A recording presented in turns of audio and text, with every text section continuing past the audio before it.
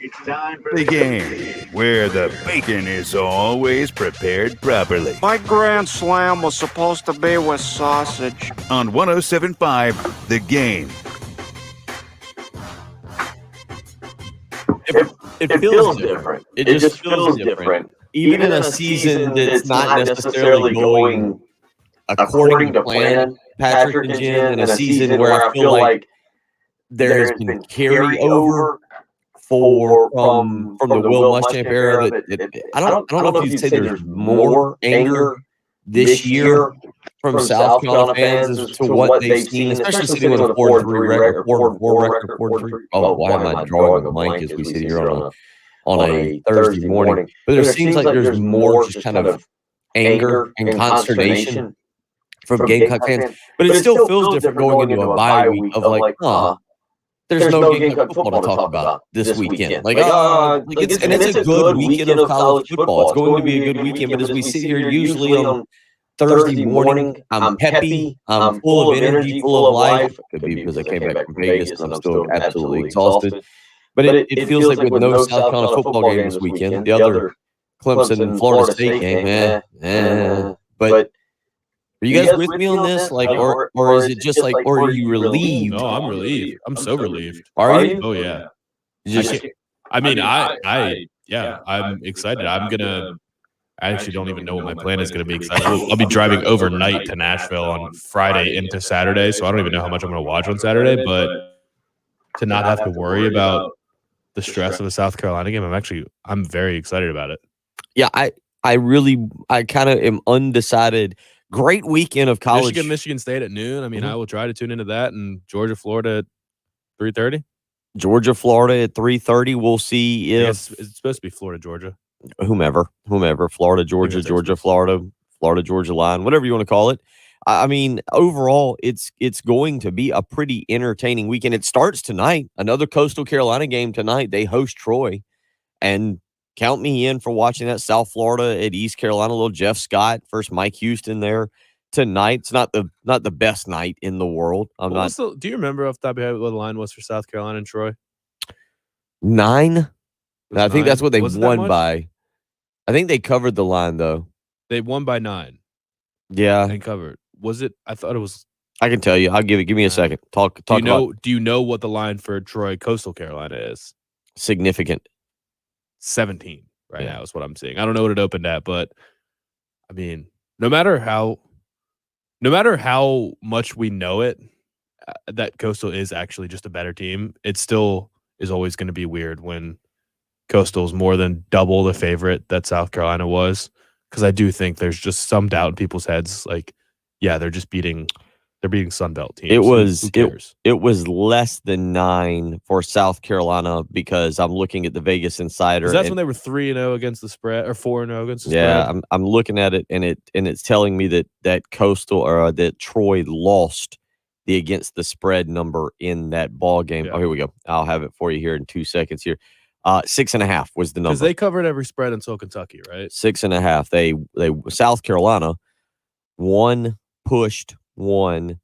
This had Kentucky listed as a 4.5 point favorite, so South Carolina lost that one, and then won against Tennessee, and they've lost the spread in the last 3 games there. But no, as far as the weekend goes, it's kind of interesting. You have actually a pretty good Thursday night football game tonight in the NFL. With no Devontae Adams, that does change things. Mm. But Packers, Cardinals. Mm. It's a legit powerhouse kind of team for the Cardinals to play. Everybody's still trying to figure out, are the Cardinals the best team of football? They're the last undefeated, but are they the best? Probably not. Nobody really believes that. But if they continue to win the night and win in prime time and score a bunch of points, they're I don't know how long it's going to take for us to say they're a legitimate Super Bowl contender. Because I think people look at the NFC and they say, Bucks, they're probably the odds-on favorite. Rams, they're like the sexy pick right now with their new quarterback, and the Packers, because Aaron Rodgers was the MVP last year and is looking just as good as he always has. But I don't know how much longer or what else the Cardinals need to do for everyone to say, yeah, you know what, the Cardinals are in that top tier conversation right now. 803-404-6100, how you can join us this morning if you want to weigh in with some football takes.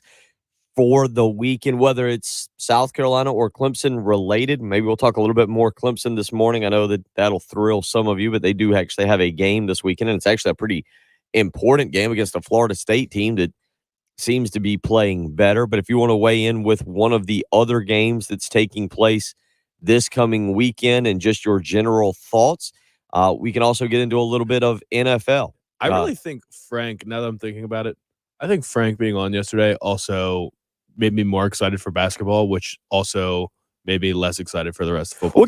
We'll get into this. Again, you can join us this morning on the Cool Care Heating and Air text line 803-404-6100 DC. Jason, Anthony already in on the live stream as well. Lee and Richard weighing in bright and early. And Patrick, I'll get your take with Lee's text message right off the bat. He says, "Good morning, guys.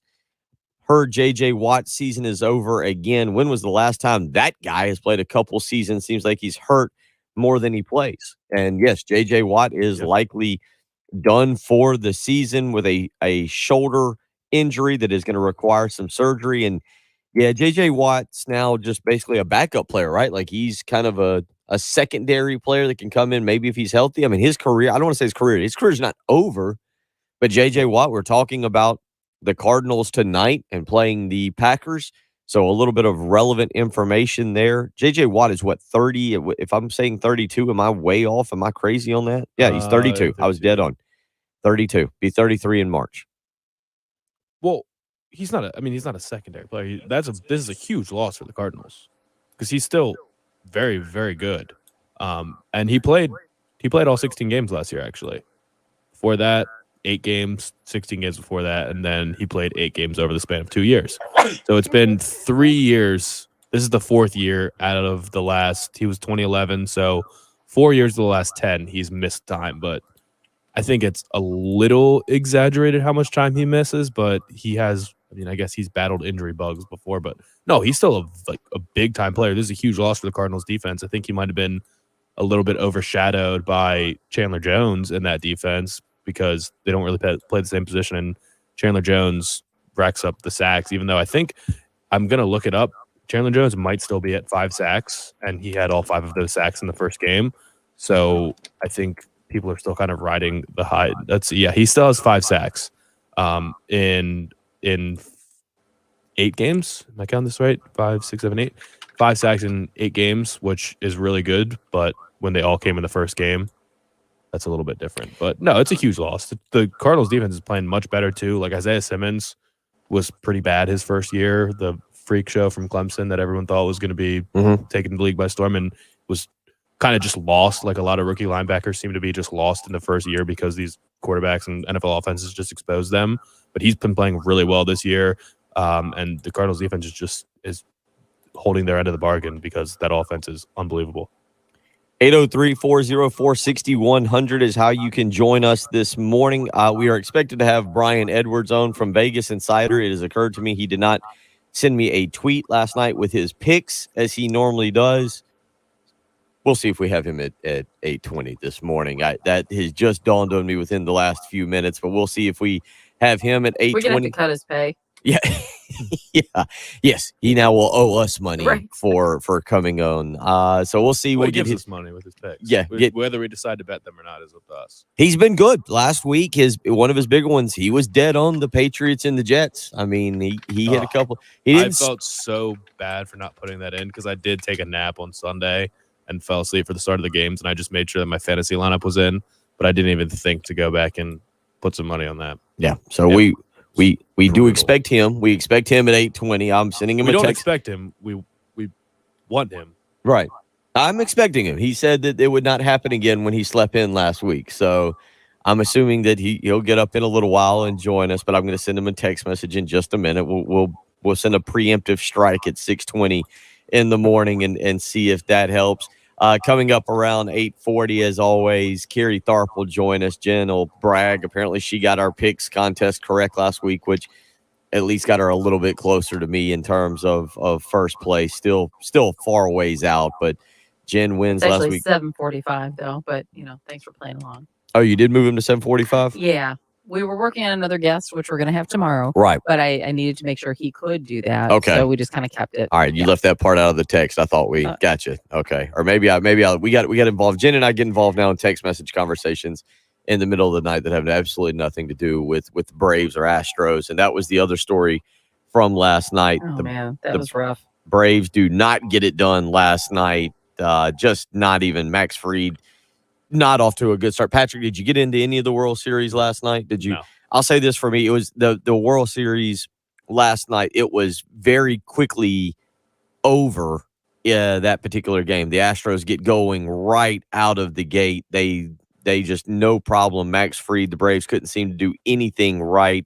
It was 5-1 at the end of the second. And chalked me up as someone who kind of was happy about that. I was like, all right, I don't see the Braves coming back tonight. Well, You could tell early on the Braves didn't quite have it, and they lose 7-2. The series now tied 1-1. We'll head back to Atlanta for Game 3 here. I know Braves fans aren't feeling good.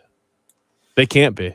Well, it was a rough second inning for sure, but I'm just putting myself in their shoes, and after Game 1, they dominated, so they're just feeling really good. But in the back of their head was, okay, well, we don't have Charlie Morton now, so probably gonna have to stay ahead this whole time. Yeah, and then Max Fried's not pitching well, so they're like, no, not. He's gonna have to take the mound one more time in the World Series. I don't know if we can win that one. I don't even know who I don't know who's the next starter. I couldn't even name you another Braves pitcher. I'll have that here for you. But just knowing, like, okay, well, our number one guy is done. He was supposed to pitch 2 more games. We don't have him now.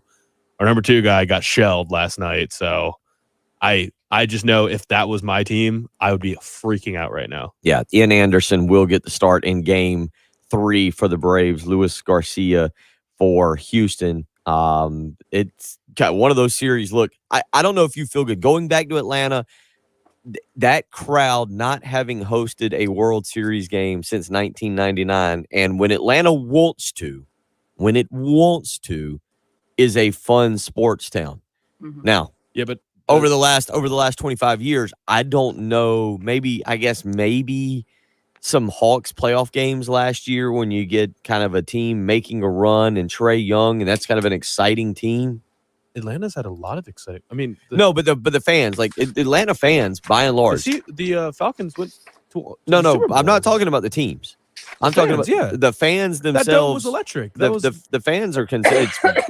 The articles that I've read consider one of the worst sports towns in terms of fan turnout and attendance for bigger games. Now, obviously, you don't play a Super Bowl in your home stadium. Well, you don't. Typically, you don't. Tampa proved that differently last year. They had home field advantage through the playoffs, and I thought the crowds seemed to be awesome. I thought it would have been noteworthy if they weren't good, but yeah, it's worse than like LA.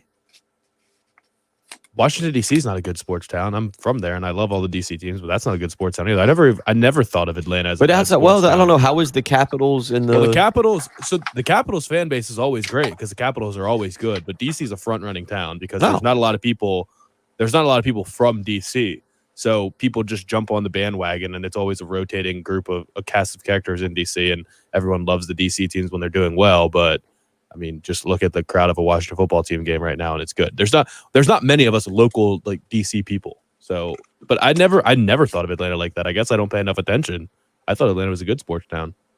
803-404-6100. We'll get into a couple of these. We'll throw out some poll questions. How do you feel about the Braves going into Game 3? Friday night will be the next game in that series. They'll go Friday, Saturday, Sunday this weekend. All late. Wouldn't that be something we show back up here on Monday and it's over? And it's Braves just swept through. You're going the other way. Either way. Yesterday you had positive Patrick Perret. If you're a Braves fan today, you're getting negative Patrick Perret. It just swings so much after each game. Like you felt so good after Game 1. We'll get the poll question out here during the break. How do you feel about the Braves going into Game 3? You get an off night. Speaking of the Braves, Jim Powell will join us tomorrow at 8:40. Following Chris Deering, as we'll do our usual Friday show quickly, and we'll kind of get into this here. Yeah, how do you feel about this coming college football weekend? Are you Is it a pumpkin patch weekend? I think you might have said that. Sunday will be my pumpkin Sunday, patch day. Patrick will do his pumpkin patch weekend on Sunday during actual Halloween. Like Clemson fans, Jim, our buddy Jim in Carolina Beach has already weighed in. He said, "Good morning, go Tigers, beat Florida State. Clemson will honor FSU coach Bobby Bowden at the game Saturday. I was there for the punt Rooski game between two top 5 teams. Prime time, Deion Sanders ran a punt back for a touchdown early in the third quarter. So you got that.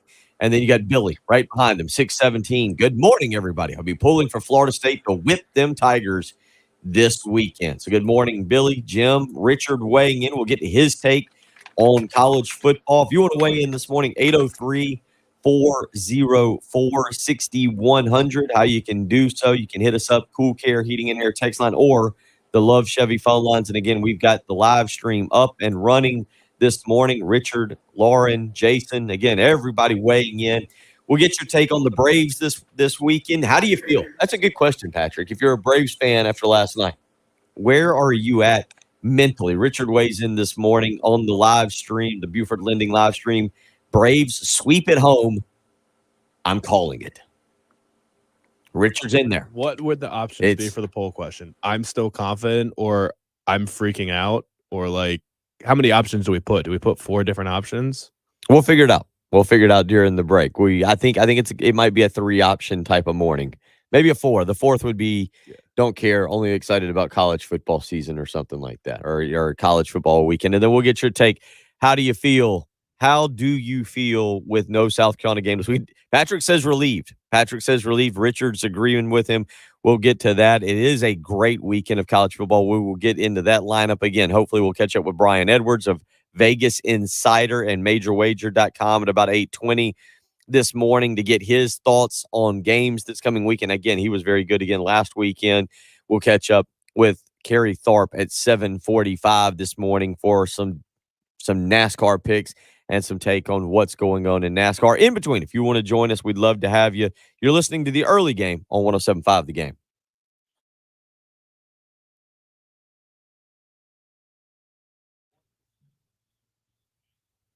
All right, let's get some poll questions going.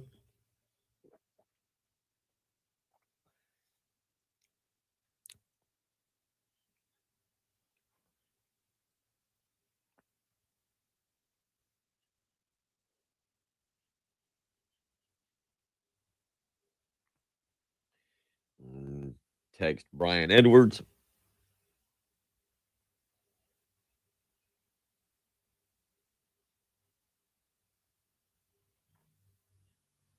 Which I don't know why I'm doing this, because he's either awake or he's not. It's not like my text message is going to wake him up. Let's see. Poll question.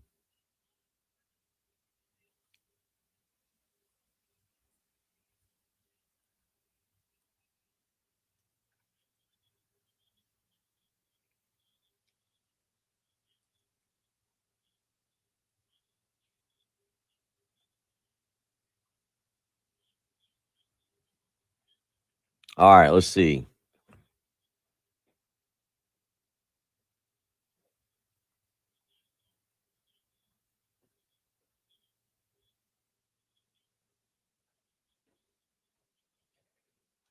All right, so let's see. Braves fans following last night's game and now heading back to Atlanta. How are you feeling this morning? Choice 1, feel great. Braves in 5. There's no way anybody feels great. Right? I mean, it's the overly object game. Maybe we have still confident. Maybe we have Atlanta. We have an Atlanta Larry out there. Still confident heading back home. No pitching, we're doomed, or something like that. Let's see. Still confident.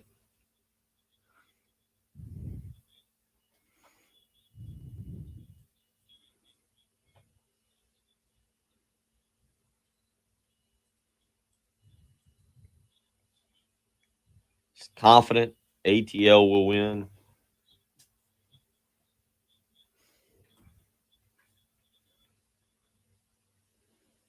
Extremely nervous. Is that fair? Well, they're going to be nervous, but everybody's got to be nervous. I mean, you're puckered for a full week in a situation like this, but are you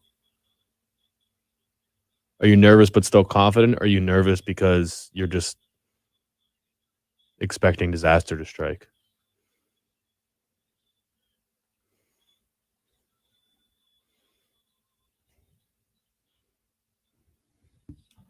I'm one character short. Confident. Let's see. Feel great. Braves in 5. Confident. ATL will win. Extremely nervous. And I get, let's see. I don't. Is that correct?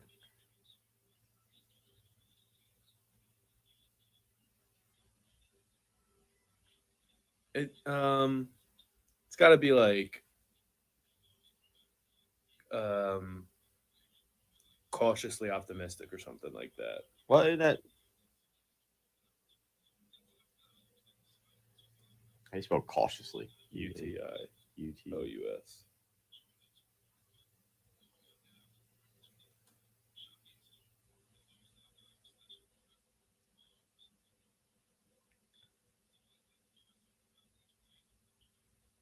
Is that good? Yeah. That's what we'll go with.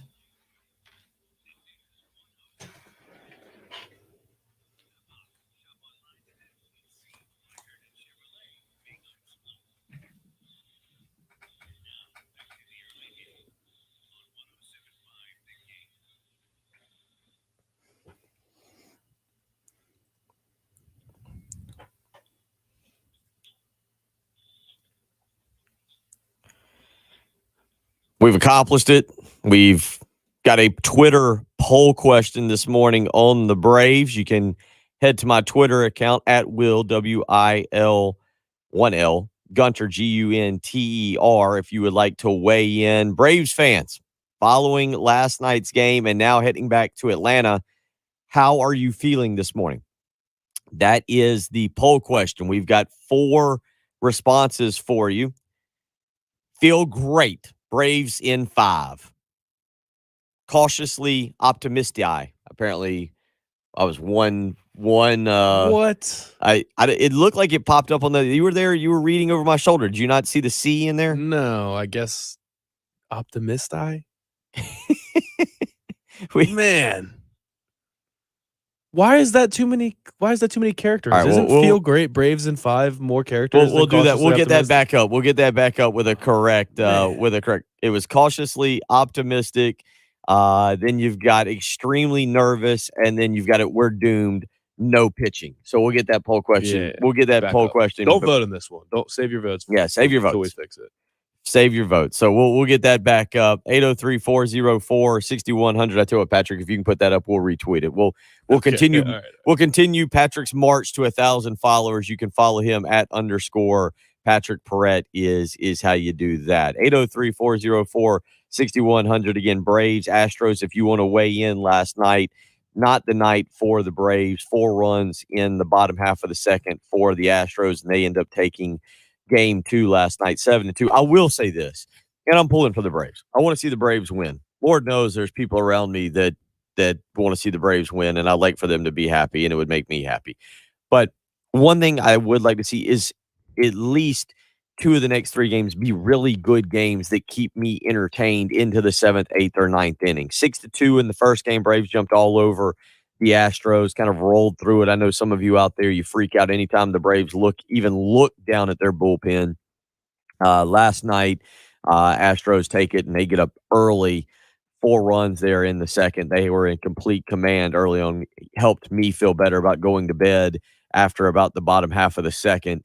So the Astros win last night 7-2. Again, game 3, 4, and 5 this coming weekend. Friday night, 8:09. Saturday night, 8:09. And Sunday night, 8:15. So you get a little Halloween baseball. By the way, we tomorrow, Friday, are we dressing? We're not dressing up. I don't have an actual costume, but are we gonna, Jen, Patrick? Are we gonna do something funny for the live streamers? Are we gonna? You've already got the mustache. I've got the beard. Thank goodness Oh. Jen has neither a beard nor a mustache, to my knowledge. I mean, I said I'd see what I have at home. I mean, I know I've lots of hats. Can you put I have lots something of together? headwear. Yeah. I don't have Jen, you're the anything really for prankster of the group. torso. Are we going?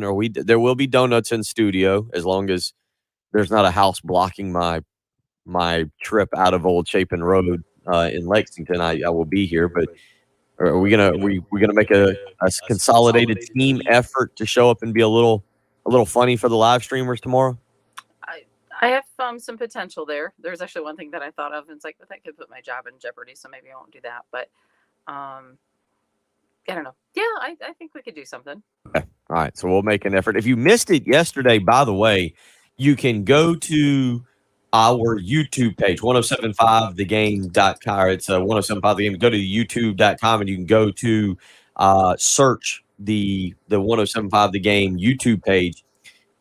Frank Martin stayed in studio for a good 20 minutes, 25 minutes. Thank you to Frank Martin for hanging around on the live stream yesterday and discussing a lot of different things, making a little fun of me, but he discussed with Patrick, Jen, and I on the live stream. So it's kind of exclusive live stream content. It's free. I don't think that makes it necessarily exclusive, but it's stuff you can only see on the live stream. Frank stuck around.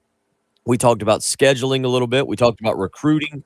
You got into it with him a little bit on the recruiting portal or the transfer portal, but also recruiting. Like the mindset when you're attacking the transfer portal, like I think I just asked him, are you recruiting the best players and fit them in where you need to, or are you targeting certain roles and styles? So yeah, if you want to go check that out, it's the very end. You can fast forward. You don't have to watch all 3 hours of the live stream. But if you want to catch that, Frank Martin was in studio yesterday, and we did about 20 minutes here on the radio, but we did about another 25 minutes with him just kind of cutting up and talking on the live stream. So you can go to our Facebook page and check out the video for yesterday, or you can go to the YouTube page. And again, some really informative stuff there. Yeah. And really, you should just go back and watch the whole thing you should. It's a good point. You get the behind the scenes of us scrambling to get the cameras set up for that live stream as well, which is kind of entertaining. Patrick did a phenomenal job. 803-404-6100. Let's talk about that for a second. You say Frank got you a little bit more fired up for basketball. See, I'm ready. Exhibition next Thursday night against Benedict here. I will probably attend that, try and get over there to catch so many new faces, so many new numbers to learn, so much about this basketball team. I don't know what to tell you about this basketball team. I'm not going to try and sell anybody that, oh, yeah, this is an NIT team or an NCAA tournament team. I think it's just a team that, Patrick, we're going to have to watch and figure out as the non-conference portion of the schedule takes place and figure out, is Jermaine Cousinard going to have that year where he steps forward? Is Keyshawn Bryant ready to be an all-SEC player as he was just voted on by league coaches? Is Chico Carter? I think we got into a great point yesterday with Frank Martin about point guard play and how really South Carolina has not had steady point guard play since the Final Four run. Group, yeah. I mean, that's been their biggest downfall is they've not had a guy. It's actually been kind of crazy to see Hassani Gravett be able to kind of hang around the NBA G League a little bit and make some money that way, but he wasn't a true point guard. As Frank's pointed out, Corey Holden was the guy that they thought would possibly be able to step in and handle the point guard role, but that didn't work out. Obviously, this year, Chico Carter, maybe Jacoby Wright, maybe Jermaine Cousinard, you're looking for that point guard to kind of direct the offense or direct the team and be the leader. I just think this team last year might have been helpful for the fan base because you have to be patient with this group. I think that's going to be the bottom line. You can't get discouraged early in the season. I really need to go back and look at the who's the first game of that Asheville. Is it Princeton? Princeton. So to give you a quick rundown of the kind of the early portion of the schedules, we learned exhibition next week against Benedict. Then it's USC Upstate, Princeton, the winner-loser of Western Kentucky, Minnesota. That'll be in the Asheville Championship Tournament. I don't think that is actually has a name. It's just listed on the schedule as Asheville Championship. That would actually be a great weekend. South Carolina's on a bye, or South Carolina is at Missouri, right. The football program. You could go up to Asheville. I've heard, coming back from Vegas, I've heard a ton of great things about the Harrah's Cherokee Casino up there that you could go and attend. Asheville's beautiful this time of year. Princeton on a Friday night, Western Kentucky or Minnesota on a Sunday, and then South Carolina will have a string of home games throughout the Thanksgiving kind of break. UAB, Wofford, and Rider from November 18th through November 28th. They will then hit the road on December 1st for a game at Coastal Carolina before returning home before the Christmas break, so to speak, the exam break. Sunday, December 5th, a game you're excited about, hosting Georgetown here at Colonial Life Arena. Yeah. So I'm just saying, I think that when you got 9 new players, it's not going to you can't expect it to be a finished product when they take the court on November 12th. They're going to probably drop a couple games early in the season. You have to be prepared for that, but you need to just understand that the hallmark of Frank's teams are that they're going to play their best basketball at the end of the season. And it's going to take there's a lot of moving parts. He said it's a deep team. It's probably going to take him a while to figure out what the best groups are, pairings are, best lineup is. And it's not going to be a finished product at the very beginning of the season. So just be patient with this team. I just have no idea. I can't say that I've really seen any of these players play. If you've seen any of the 9 new faces play, you're probably on your own, because the most likely, I guess, is Josh Gray, if you watch a lot of SEC basketball, but even he only appeared in 10 games. So just a lot of guys that we're unfamiliar with. I have no idea who to expect. If you ask me to name the starting 5, I'd probably get 2 out of 5 or 3 out of 5 right now. I mean, you want to go ahead and guess it. You should get Cousinard, Bryant, Chico Carter, Levesque. You're really Wildens Levesque. I expect perfectly confident that he's going to start over Gray and Monat. Yeah, Josh Gray, the transfer from LSU, has got a ways to go. He's got to continue to develop. Again, Levesque's kind of got a ways to go though too, based off what we saw last year. I think that being in the system longer, I don't know. Again, a lot of college basketball teams handled last year differently. There's no doubt about that. You saw teams like Baylor really come together and have a phenomenal year. Gonzaga, teams that had been together for a long year, obviously, and Frank yesterday he's been very blunt. It wasn't just yesterday. Very blunt, very honest about the situation, that he didn't make a lot of good decisions last year, that he didn't have a good control of the basketball team. He feels like that's entirely different this year. I am with you that this team is going to be one we have to learn about a lot as the season goes. And when's the Benedict game? The Benedict game will be a week from today, Thursday, November 4th, 7 o'clock. Benedict will play the exhibition game. And that's what, look, who's the starting 5 that goes out there in the Benedict game? I'm saying Carter, Cousinard, Bryant, I guess Levesque, and A.J. Wilson. My guess, Frank would have gotten Eric Stevenson. Frank would have gotten so angry if we'd have done this yesterday. It'll either be Stevenson and they might play small ball. They might go really small, and you have Bryant playing the 4 with Stevenson and James Reese playing the 2 and 3, and Cousinard at the point guard position. It feels like Cousinard, or at least listening to Frank yesterday, Cousinard is buying into that point guard role a little bit more than he had. Jermaine Cousinard had a very difficult last year, COVID, but also losing one of his best friends who was shot and killed in Chicago right prior to the season. And from what I understand, played a big role mentally on him, maybe even questioned a little bit whether this was the play, not South Carolina per se, but whether he needed to be back home. So a very difficult year for Jermaine Cousinard last year. You expect him to bounce back. I really do think that he bounces back and has the type of season that builds off of the freshman season that we saw. I also, Patrick, and this is not trying to put anybody down, I don't want to come across negative on it. It never felt like A.J. Lawson, Keyshawn Bryant, Jermaine Cousinard gelled as a trio. It felt like they were all kind of doing their own thing. And I'm not so sure that it's not addition by subtraction, whereas maybe now you've got the 2 guys in Cousinard and Bryant. We'll see if they step up as leaders. We've heard more about Eric Stevenson being a leader and coming in and really grabbing the bull by the horns and being a guy. But I think leadership on this basketball team is something that you really pay attention to as well. Yeah, I think as far as we said about those 3 guys, I think it probably is more just about Lawson and Cousinard not being able to really figure out the roles back there, because, I mean, neither of them is a point guard in the true sense of the word. And I just think there was an issue in the backcourt, and the 2-point guard deal wasn't really working out. And Bryant wasn't on the court long enough to really establish anything with all 3 of them. But I think Keyshawn Bryant can play off of anybody. As far as leadership, I was a little surprised. I don't know. I guess just speaks to Eric Stevenson that he shows up after playing at 2 other schools in his first year in Carolina, and he's already the leader of the team, or supposedly one of the leaders of the team.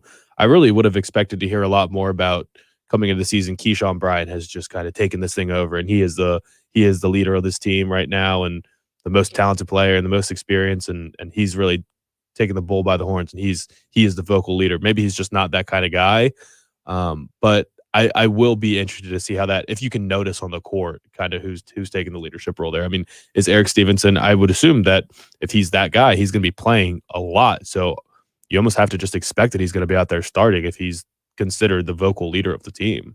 The other thing you'll look for with this team is can they shoot the basketball better? That is something that they did not do last year. James Reese and Eric Stevenson expected to be upgrades just in terms of shooting the ball from the perimeter. Again, can Cousinard shoot it better than he did last year? And certainly those three, being able to shoot the ball goes a long way to being able to develop some offense. So, again, Frank Martin, you go back and you can rewatch that yesterday.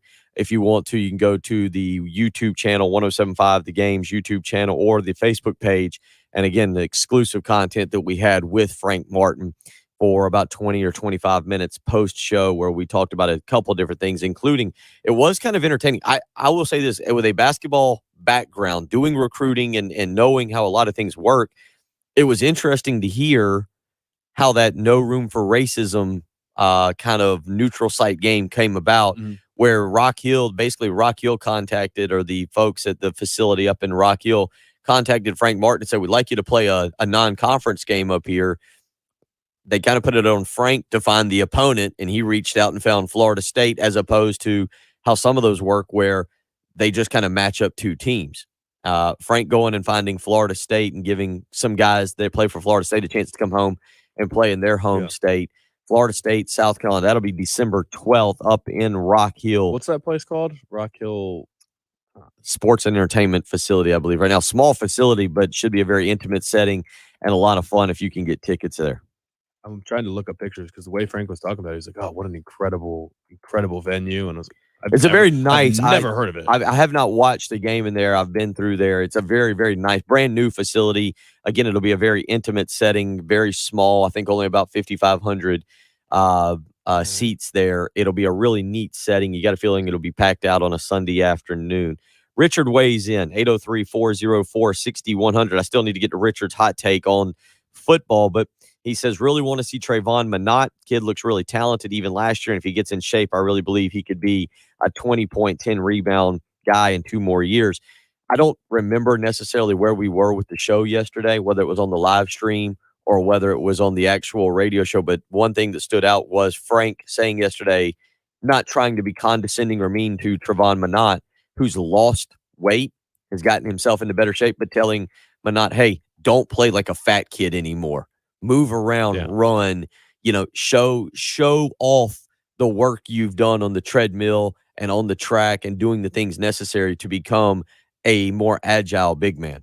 Yeah, and it's fair. I don't think he would be offended. I mean, you could tell the first time he went on the court, I was like, oh my goodness, that kid is ginormous. And it sticks out to you. It works for some guys. I mean, it's not like you've never seen a guy built like that be successful. I mean, you see it in pro basketball all the time. If you're skilled and you can put your back to the basket, look at Nikola Jokic for the Nuggets. He's got a lot of so I don't know what the polite way to say. Just go with donuts around the way. He's carrying a little extra baggage, Yeah. So it's not like you can't be successful that way, but at the end of the day, you do need to be able to run the court a little bit, and I would assume to play heavy minutes, if you want him to, you gotta trim down a bit. 803-404-6100. How you can join us this morning if you want to weigh in, some thoughts on South Carolina basketball, if you want to weigh in on the Braves and the World Series. RJ, not even a fan of the World Series. He's just out. Just says there's nothing exciting about pro baseball. It's dying a slow death. Example, first 2 games, the Dodgers-Braves game saw 15 pitchers. Boring. So RJ, not even in. Now, some of you not on the same page with RJ. We've got the poll question out. You can go to @_Patrick Perrette. Says, Braves fans, how are you feeling after splitting in Houston and heading into Game 3 Friday? Confident, Braves in 5. Cautiously optimistic, extremely nervous, or no pitching, we're doomed. Right now, 35% weighing in, saying cautiously optimistic. So you can weigh in on the poll question this morning. We'll get into a little bit of college football this weekend. That'll lead us to a question. Are you kind of relieved that there's no South Carolina football game? Like, are you going to be able to actually enjoy a little bit of college football this weekend? Pretty good lineup. We'll get into that and more. You're listening to the early game on 107.5 The Game.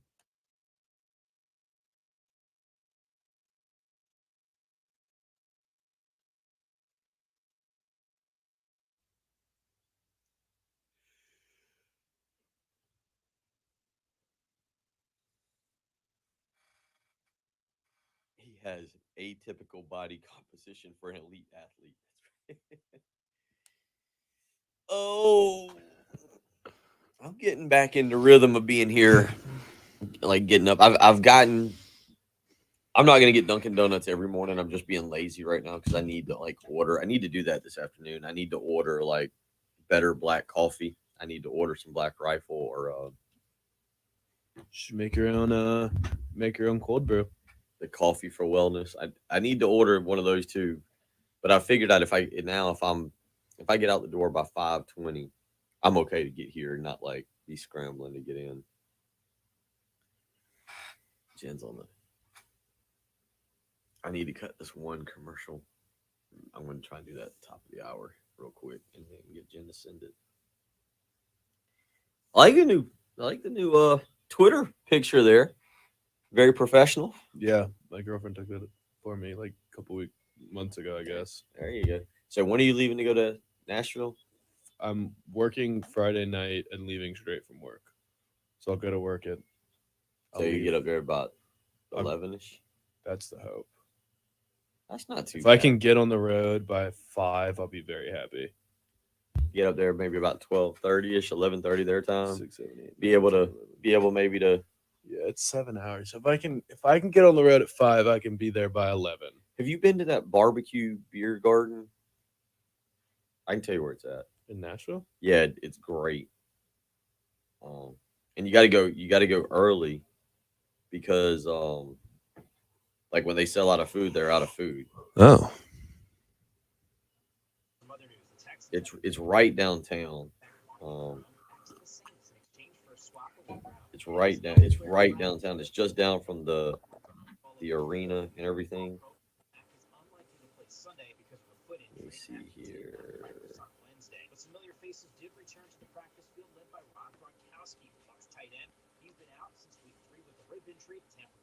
All right, there's the river. What is the main road there? In the downtown area? I don't know. I mean, my girlfriend lives in East Nashville. Everything in East Nashville is on Gallatin. Broadway, unless you're talking about actual right downtown. Broadway. What's the name of the arena there? Bridgetown. Ah, look at DC coming in with the knowledge. Do the Predators have a home game? Nah, they're gonna be on the road the whole time I'm there. Pretty bummed about that.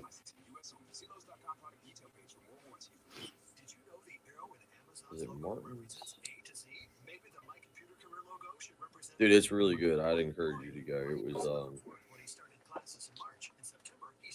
It's so good. The name escapes him. Martin's barbecue joint. Barbecue joint. That's actually, and it's I like see you go. it. I was just saying that the place was so memorable. It's so good. You didn't remember the name.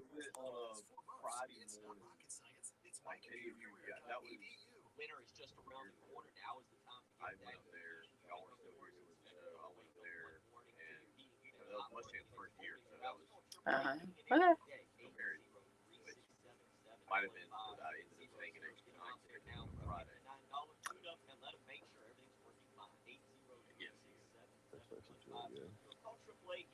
Yeah, it's really good. But you go in, so you got to go through the line and order. Like you don't go sit, and then you take your food. There's a downstairs area, but then if you go to the back, you can go upstairs, and it's kind of it's open. It's got some TVs. They had some. It was. Yeah, I'm currently trying to figure out the best way to say. Well, trying to figure out something to do on Saturday and Sunday where I can have a bunch of TVs to watch football because she hates sports. Oh. Doesn't care about sports at all. And gets mad when I suggest that we just sit at a bar all day.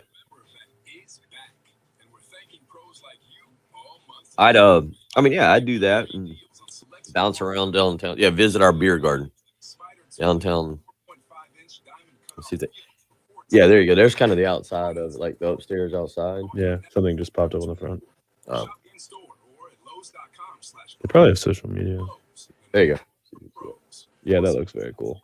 Yeah, it's a neat little. I'd encourage you.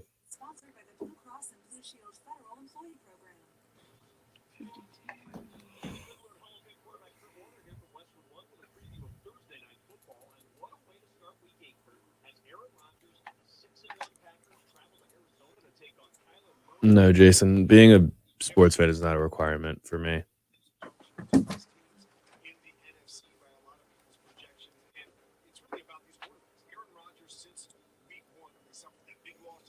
Doesn't. I like that, Adam. I saw that text. Very, Atypical. very good. Adam said he has was it atypical body? Mm-hmm. Yeah, atypical body composition. That's a very good, Adam. There you go. Adam says set her up in a day spa. Yeah, we can't do it though. She's 7 hours away when I'm gonna be there for the weekend. She's still working during the week, so I'm just gonna be hanging out with her dog while she works. Have to spend the whole weekend together. There's no getting around that. Just have to find a way to do it and still be able to watch football.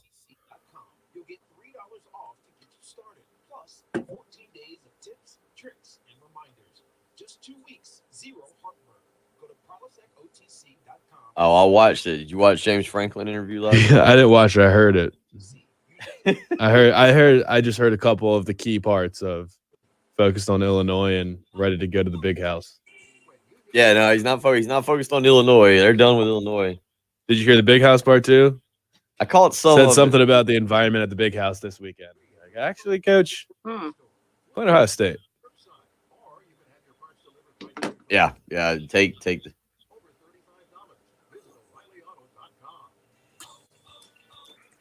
I do hope Penn State wins that game, though. I don't want.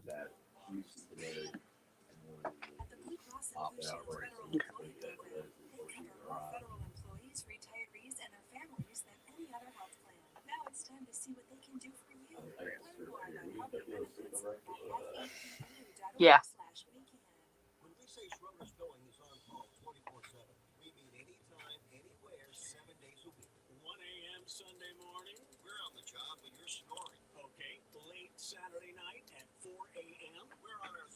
We'll have a little extra time. The top hour. Scientists discover.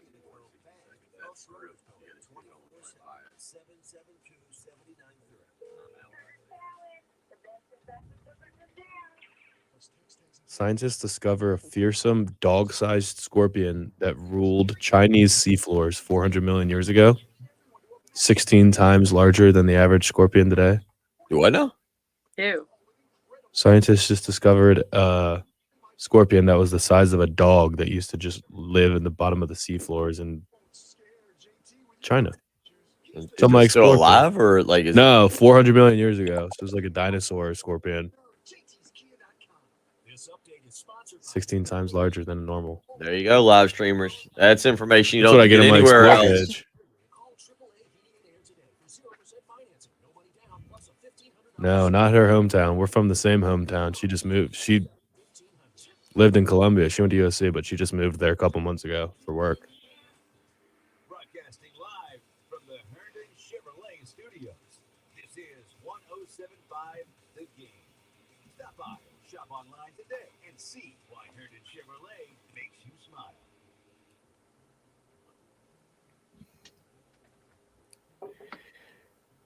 Eight 803-404-6100. How you can join us this morning if you want to weigh in on the World Series. Braves dropped game 2 last night, 7-2, causing us to put out a poll question. Braves fans, how are you feeling after splitting in Houston, heading into game 3 on Friday. You can go vote on this at _Patrick Perret. Perret is spelled Perret, 1 T. Confident Braves in 5 has 19% of the vote. Cautiously optimistic, 57% of the vote. So a lot of you still feeling it out there. Extremely nervous. That was actually where I went. 16%. And no pitching, we're doomed, just 8% this morning. Also, you can join us on the live stream. And if you did that, you just learned some information. What have we got here? A dog-sized scorpion has been discovered. Yeah, the things that you see on your explore page on Twitter, you should actually check them out sometime. Everybody at home. Yeah, there was 400 million years ago a 45. aquatic scorpion that was 16 times larger than the current scorpions. Ew. Scorpions are terrifying. I Can you agree. imagine one that was actually the size of a dog? Like, a how close normal-sized did it? dog, I How think. close to the shore did it come? Is what I want to know. Like, Oh. where if you were in the ocean, did you run the risk of being stung? And messing up your knee. That Probably seems so, yes. right? I can mess up my knee on my own without a scorpion running around in the ocean. They We're just the show a early mock-up game. of it, bigger than stingrays. Oh, yeah, we're the early game. We're known for scientific facts and interesting sports hot takes. We'll do 2 more hours of those when we return. You're listening to the early game, 107.5 The Game. Hicks, Braves, the NFL with live local radio. 107.5 The Game, WNKT FM, Eastover, Columbia, a Cumulus media station. Attorney Joe Cordell. New school, new job. You can see behind the scenes.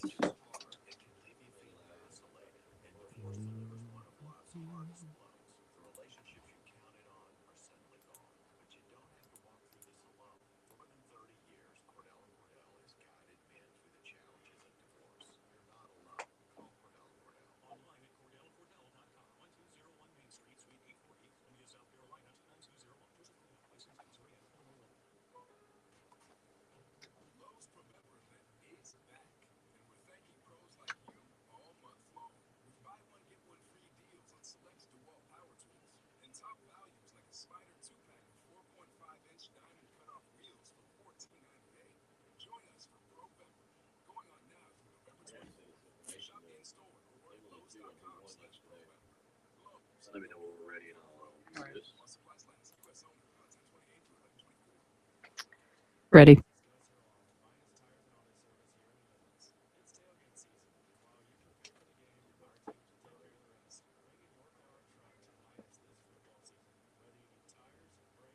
that a yes already? Mm-hmm. Yep. We'll turn down this in my headphones. All right. And okay, this is QC Kinetics, spot B. In 3, 2, 1.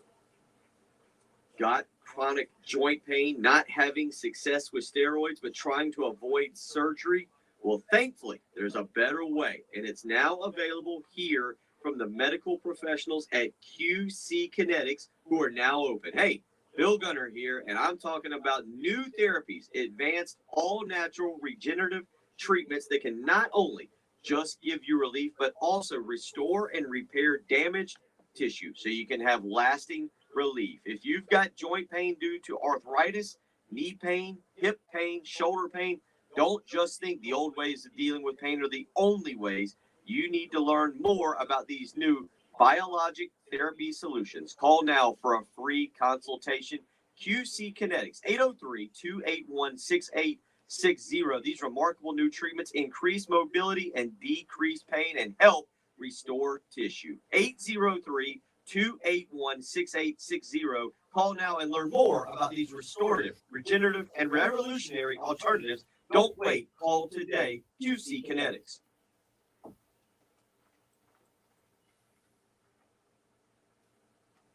Okay. Yeah, that was exceptionally long, but pack it up and send it. There's nothing I can do when you give me like 6 paragraphs. Right.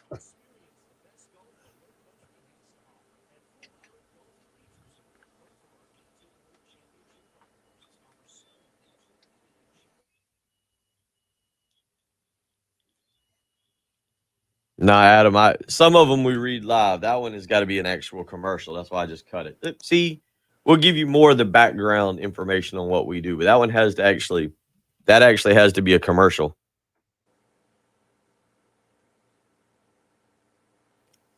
Oh, Robin's telling you, giving you a woman's opinion. I would agree. It is Woman's show prep. opinion on that. I would agree. It is it is show prep. So you do have to be able to watch a little bit. She knows I've watched South Carolina games, but technically I don't have to watch anything this weekend. Technically, no. Technically, I don't really have to. I just have to know what's going on.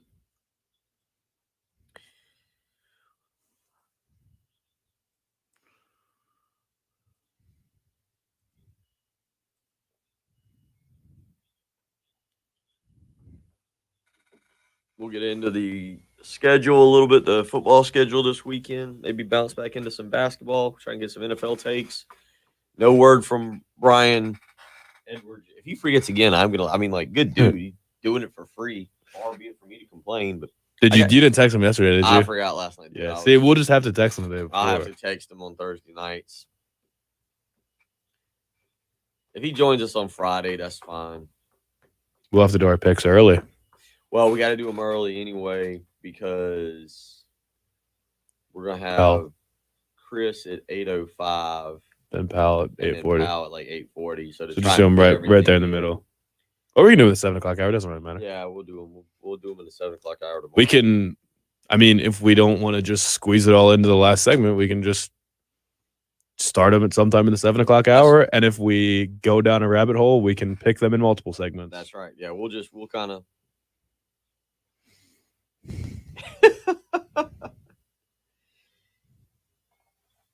Yeah. Yep. Run it. What riddle did Jason put in the? We did not see a riddle, Jason. Of course. I'm scrolling back. What I miss? We did not see a riddle.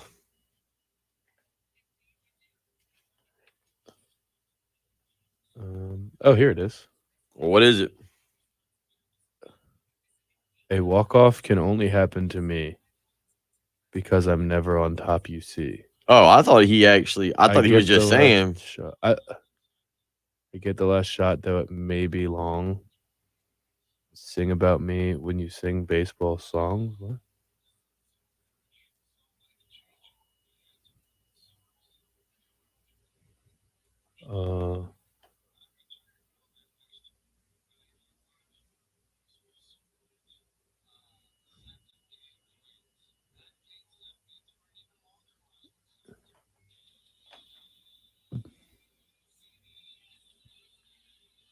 I don't get get the last shot. Oh, it's got to be the home. Got to be the home team. The home team. Root for the home team.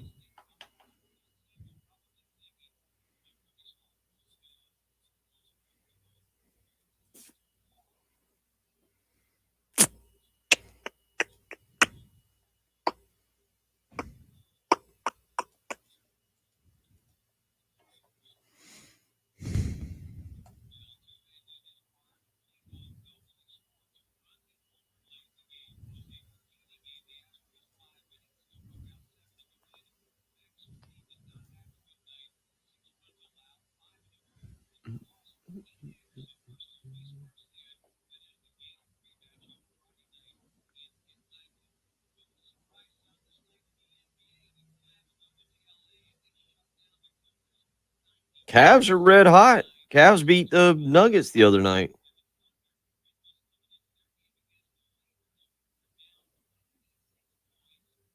Somebody break up the Cavs.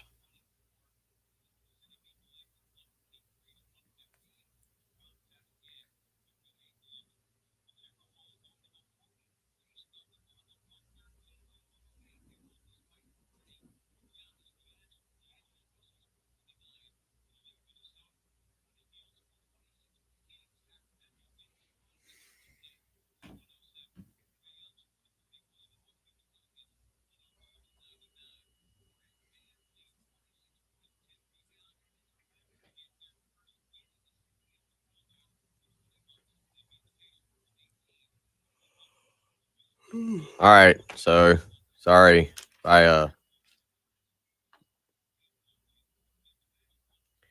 Trey and Jordan both watched. So we gave away those tickets on the live stream yesterday. So another reason to watch the live stream. We gave away tickets on the live stream. That's why you might want to subscribe now. Yeah. Might start giving away more stuff on the live stream. Just personal items. Yeah, yeah. Find something from our houses to give away. Maybe at the end of the show we give away my Dunkin' cup that I've had. A radio used Dunkin' cup. Dare to dream. I have something down in my backpack, right?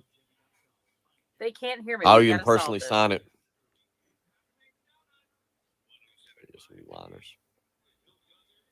I'll give away this pay stub from Patrick's got a pay stub. Whoa! Now you know why you're subscribed. from March of 2020. Game used, show used Dunkin' cup and a pay stub from Pat. Whoa! Gosh, navel lint next. Really should subscribe to the live stream if you haven't already. Yesterday on the live stream, we gave away tickets to South Carolina's basketball season opener. That was part of our interview with Frank Martin. If you haven't subscribed to the live stream yet, you can do so. Go to the 1075 The Game YouTube page. You can subscribe. You can watch there. You can also go to the Facebook page as well, and the 1075 The Game Facebook page and watch. Yeah, yesterday we gave away some tickets to the South Carolina USC Upstate basketball game, November 9th, the season opener. Trey Mosley, Jordan McCall winning those because they were watching on the live stream. If you missed anything from that interview yesterday with Frank Martin, you can go back to the live stream and catch it again. There was about 25 minutes of exclusive content that was not on the radio, talking about point guard play, as well as talking about some of the scheduling for this coming year, even a little bit of recruiting. So you can do that. If you want to join us this morning, 803-404-6100. How you can weigh in. Cool Care Heating and Air text line or the Love Chevy phone lines. Patrick and I have been discussing several topics. Again, no South Carolina football this weekend. Not really putting it out as a poll question, but are you relieved a little bit? Are you just happy to maybe enjoy your weekend? Richard weighed in earlier. He said, glad there's no game this weekend. South Carolina just needs to practice the remainder of the year and hit the recruiting trail. Don't think any fans would be mad if we didn't play any more games. And then he goes on to ask, is Coastal permanently stuck on playing on Thursday night so they get ESPN coverage? Partially, that last part is yes. The Sun Belt is doing that Thursday night games. Coastal Carolina plays tonight. They play Troy. You said a 17-point favorite. I'm seeing on ESPN. 17-point favorite. Game will be on ESPN2. Troy at Coastal Carolina, 7:30 ESPN2. South Florida at East Carolina tonight as well. Jeff Scott traveling up to Greenville, taking his South Florida team up to Greenville to take on East Carolina, a team South Carolina played earlier this year, obviously. 7:30 ESPN, so not an awful night of college football. Patrick, Coastal Carolina, very quickly, it's a wildly interesting situation for me with Coastal because they do have things in place where that program could grow. But with the evolution of college football right now, the way college football is changing, and this week, or I guess the end of last week, the beginning of this week, you see the announcement of more teams moving into the Sun Belt. You see almost Conference USA, this was not what I expected, almost dissolving to some point. Like I thought, rather than everybody joining Conference USA. Yeah, I thought it would just be okay. The AAC teams would go to the Big 12. The Conference USA teams would go to the AAC, which they did to some extent. Sun Belt would move up. It's almost they're going back, and the Sun Belt, give them credit for being proactive and going out and recruiting other teams. Marshall, potentially one of those teams. Look, I'm all for football in this state. I think it makes it more entertaining for our state if somehow Coastal Carolina could present itself, and it doesn't look like it's going to happen. Is that good though? It's bad for South Carolina, right? University of South Carolina, not the state of South Carolina. That can't be good for South Carolina. Look, it's a small state to begin with. If you have to be fighting two legitimate contenders, going to the AAC. Here's where I would like this. Here's where I would like. I'd like to see Coastal go into the AAC. Now, the AAC, the American Athletic Conference, is losing Houston, Cincinnati, Central Florida, and why am I drawing a blank on the fourth? Who's the oh, never mind. That's the only three. BYU is the fourth. That's why I'm not drawing a blank. BYU is the fourth going to the Big 12. Houston, Cincinnati, Central Florida. But would I like to see Coastal Carolina play a game like on a weekend this weekend where South Carolina doesn't have a home game? Would I like to see maybe, South Florida or East Carolina going to Coastal Carolina and being a little bit more relevant? Yeah. I would love that for our state. If South Carolina's losing recruits to Coastal Carolina because they can't out-recruit an AAC team, the problem is a massively bigger than worrying about that. Well, I mean that look, it shouldn't. It's just another problem then. It shouldn't be happening. You should be able to sell your, going to Athens, going to Gainesville, going to Knoxville, occasionally having Oklahoma or Texas come here, Alabama, so forth, so on. Look, South Carolina. You're just selling your opponents. That's part. It's part of selling the games. I mean, you saw it. Well, who was I watching last week? Maybe it was 2 weeks ago, where it was a big game, and one of the the linebacker or somebody's in the middle of the huddle. I think it might have been Oklahoma, Texas, or somebody, and they're yelling, "This is why we came to this school to play in games like this." It was college last week. Yeah, it was some college game. I don't remember. I remember Joe Burrow saying that the SEC is better than the NFL on Sunday. That's part of it. You're selling yourself, but I would like to see Coastal. I would love to see them move up. Now you talk about, some of these schools going into the Sun Belt, and we'll see what happens with the Sun Belt. But I do think it's interesting because you're going to see Jamie Chadwell's name pop up this season for potentially other jobs. Now the question will be does Jamie Chadwell view those jobs? Let's say a Virginia Tech. Let's use Virginia Tech as an example. If Justin Fuente is indeed fired, a lot of people seem to think that that's the direction that Virginia Tech is heading in. Does Chadwell view the Virginia Tech job as the right job? It is the bigger job, but does Chadwell view it as the right job to go and take right now? He's got Grayson McCall coming back. I think he's going to lose Isaiah Likely. You're the draft expert. Yeah. I don't know where Likely will go in the draft. What, second, third round? Day two. Yeah. The point being is, I don't know what else he's got, but he could come back and maybe increase his stock even more. Does he view going to Virginia Tech as such a program that he can't miss on? Well, he's from that area, right? He's from Tennessee. He's from Tennessee. Yeah. It's very close to Knoxville, right? Where he's from? Because I believe you're right. Yeah. Tennessee, which is only a couple hours from Virginia Tech. It seems like a good fit for him. I mean, what other program? How long would he have to stay at Coastal in order to be really considered for all of the marquee jobs? I mean, what do you have to build Coastal? Well, he's not going to be. He's not going to be considered for like LSU or Southern Cal. So why is Billy Napier being considered for LSU, but Jimmy Chadwell wouldn't be? Just because he's in the state of Louisiana now, right?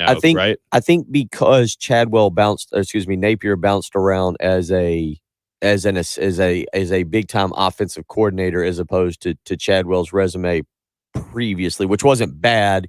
It's just different for Napier, who, when you say, well, he worked for Nick Saban, he worked for Dabo Swinney, he was out west at Arizona State, and then obviously what he's done with Lafayette. Maybe I'm wrong on that. Chadwell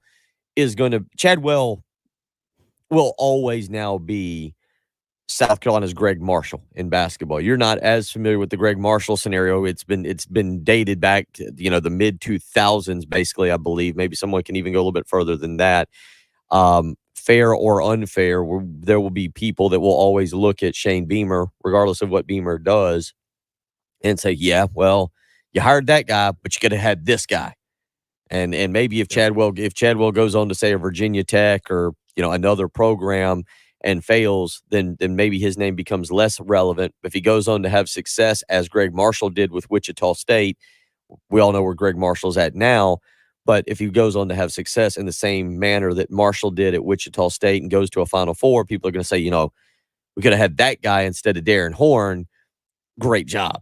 And that's the way it's going to be. So Chadwell's career, whether you like it or not, whether you want to hear it discussed or not, is going to be one that a lot of South Carolina fans will follow very closely. And to me, some of it is entertaining and some of it is I'd love to see him stay at Coastal and get to a little bit bigger conference. Coastal's not going to the ACC. They're obviously not going to go to the SEC, but could they fight their way in? Could they offer the amount of money and resources to make themselves a viable candidate for the AAC, who's already taken other programs? So I don't think that that's an option right now. I'm just throwing it out there. I mean, the Sun Belt could be better than the AAC in just a couple of years. So I don't even know that. I really just don't even know where this is going to end up, because I hate this new realignment right here with what the Big 12 is adding is terrible. They're adding from the Big 12, which is basically just the middle of the country, should be basically Texas up to Kansas, is now adding a team from Utah all the way to Ohio. Like, I hate that footprint. That's terrible. And then down to Florida as well. And I don't like any of it. So, but I just don't know that there's going to be how can we possibly say what the sixth best conference is going to be at this point? I mean, they could very well, the Sun Belt could very well in a couple of years be the sixth best conference. I mean, Cincinnati's gone. They were carrying the torch for the AAC. Yeah. Yeah. I mean, you're going to have until the Big 12 kind of proves itself, which they're going to have to take a lot of time. They're going to have to do. Nobody's going to be thrilled for that Oklahoma State Central Florida matchup. And aren't half the teams in there? Isn't Houston will be happy to be there. Cincinnati just wants to win the Big 12 and prove themselves to the Big 10 that they deserve to be there. BYU just wants to be invited to the Pac-12. Right. So the Big 12 is just taking people that they know don't want to be there. Ultimately. Well, it's the fight. They're a stepping stool conference right now. It's terrible. It's the fight to remain relevant amongst big-time college football. I mean, you could see, we've talked about this. We talked about this with Oklahoma and Texas and the potential additions to at this time back in what 2.5 months ago. The fight to remain relevant in what is still an ever-changing landscape of college football. Has the carousel slowed to some extent? Yes. The Big 12 has at least gone out and added, some viable names. Again, I'll ask, how excited are you for, what would conceivably be maybe right now the biggest game in the Big 12? If you took Oklahoma and Texas out, the biggest game is probably what BYU's lost a couple, but what would it be? It would be, I guess, Cincinnati. BYU, Cincinnati. It would be Cincinnati, Oklahoma State. Oklahoma State probably. There's going to be a Big 12 game where Cincinnati is traveling to BYU. That doesn't make any sense. Well, I mean, you've got BYU. BYU went to Coastal Carolina. BYU traveling to West Virginia. BYU went to did BYU? Who was it? No, it was Boise State who opened the season at Central Florida. Boise State. Look, travel to me is kind of irrelevant in college football today. Does it make any sense that South Carolina and Missouri play each other on a year in, year out basis? No, but it hurts in recruiting too, doesn't it?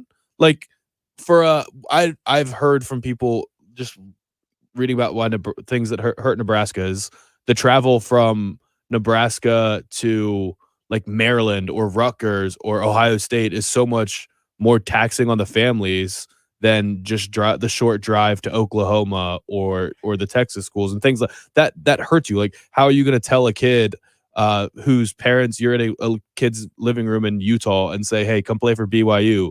You're going to get to see your kid play every weekend. It's just a short couple-hour drive to Cincinnati, Ohio. I don't know if it bothers. The families are different than the true fans that which are all listening out there. Like I know people that again went to Texas A&M last year, but how many people go to Texas A&M on an every other year basis? Like they make that. Like I went to Texas A&M. I'd say go. I'd tell anybody to go once. Yeah. And to the point that you just made, like if you're a Maryland fan, maybe I guess you don't play Nebraska on a yearly basis, but how often are you going to make that trip? Maybe look, Nebraska is a college football cathedral. You go to see Memorial Stadium. I don't know what else is in Lincoln. Maybe somebody who's been to Lincoln can tell us of a few bars or hot spots or wherever you go to check out the camp. There's zero clue on that. But I think what it does, it continues to drive us as in the fans, further and further away from actually going to football games. Because going to Texas A&M, if you go to Texas A&M and you take a family of 4 or you go with your buddies or whatever, it's not a cheap trip. You're probably going to fly. most people are going to fly into Houston. You got to rent a car. If you're not flying, you better take 3 days off of work. You're going to do that. You're going to splurge a little bit on food and having a good time and beverages, tickets not included. You might be more willing to do that than to purchase season tickets. I am. For your 30-minute or 15, wherever you live here. Maybe if you live in Greenville, maybe your hour and a half drive. It might be more affordable than say, I'll just buy tickets off of StubHub or, whatever other ticket market outlet there is on the internet. And I think that's part of it. When you see these expanded conferences, and the SEC is one of them, I haven't been to Missouri. I haven't been to Missouri, and I have not been to Arkansas. And I believe that is it for my SEC trips. I've got to get those two off the list. But I think that's another interesting part of the direction of college football. And when we talk about attendance, and look, South Carolina, in terms of attendance, I think is in a wildly interesting situation right now. A wildly interesting situation because we are seeing it more so this year. A coach who's made every attempt to bring as much excitement and just general enthusiasm to the program, and what you've ended up seeing to date is Troy and Vanderbilt with what they've announced is 60,000 plus attendance, when in reality, it's 40,000. We got to hit a break. We'll continue talking about that if you want to weigh in. 803-404-6100. We also want to get into the schedule that is this weekend.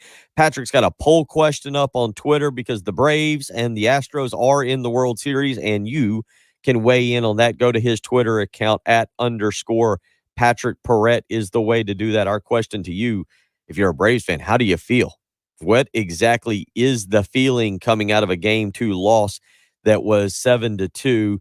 Right now, cautiously optimistic with 57% of the vote. So fans still out there feeling a little bit better there. I bet they weren't last night in No. about the eighth inning. Woke up and happier. 803-404-6100. You're listening to the early game on 107.5 The Game.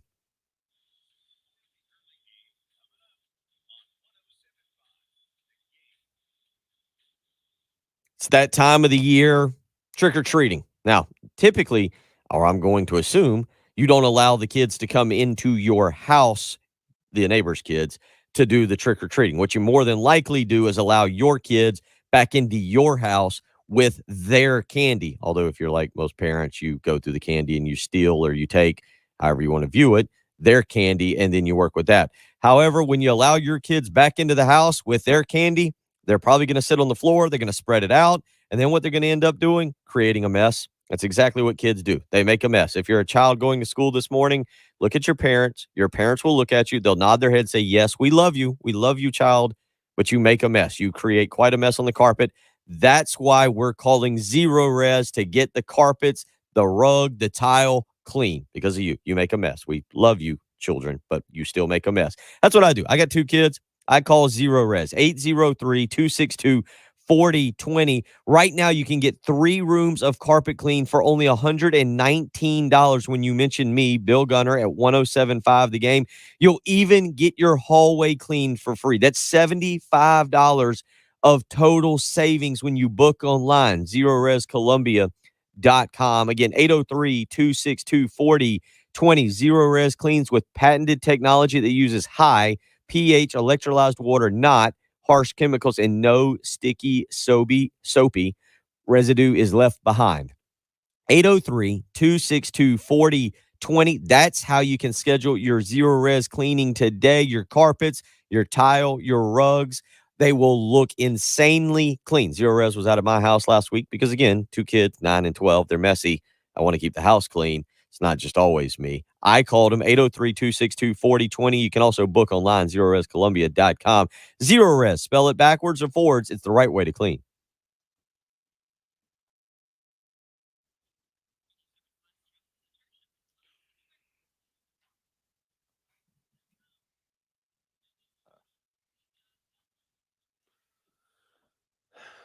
All right. Josh.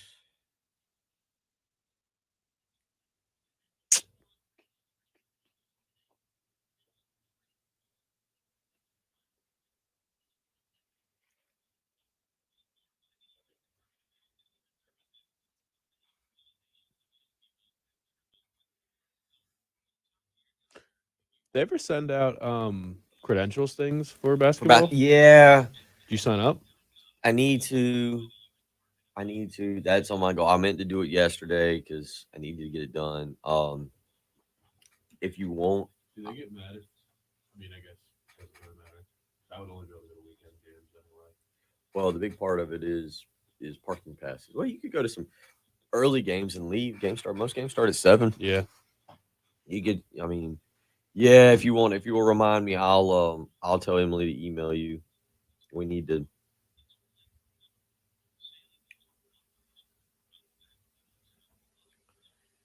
Still no word from Brian Edwards. That's an hour away. Tells me that he is probably. I may have to just move him to Friday. What you got for me? All right, this needs to be a very quick segment. It does.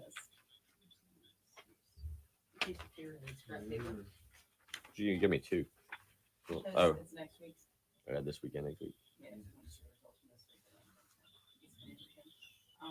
yeah, little Sean. Yeah, everyone tickets yesterday morning. So. Yeah, if you hear him, I just tell him I just sent him in to Emily like in the last 20 minutes.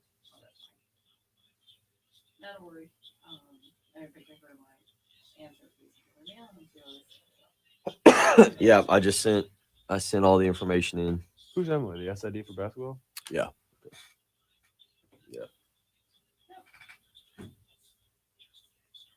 Men's and women's, or just men's? No, I think Diana Caval is the women's. Caval, like. Yeah, I'd go to either of those.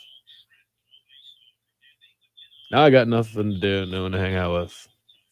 But all your friends left? I mean, yeah, all my friends left a while ago, but now that my girlfriend's gone, I'm just hanging on the weekends. Otherwise, I'm just sitting at home. I'm going to watch some Maryland basketball games as well. But I would like to get out to more games this year. Now that I don't actually work them, because I've been working them for the last Oh, that's true. 3 years, so I really haven't been able to go to any. I haven't been to a South Carolina basketball game since I was in school. So I'd actually like to go to a bunch of them now that we have people working. I actually them. kind of want. I might, like I said, I might try and go next Thursday night. Just go to like a little bit and watch. This commercial's actually. Yeah, I would have liked that too, because I could literally walk. Could you? Yeah, I could walk in probably 15 minutes. Really? I'm that close to Benedict. Yeah. Oh, to Benedict. The game's not at Benedict. Oh, where is it? Here. It's at Colonial. But yeah, I mean, just go over there, watch. I mean, look, if I go to the exhibition game, I'll go for the first half just to because like you said, like you were saying, I hadn't seen most of these guys.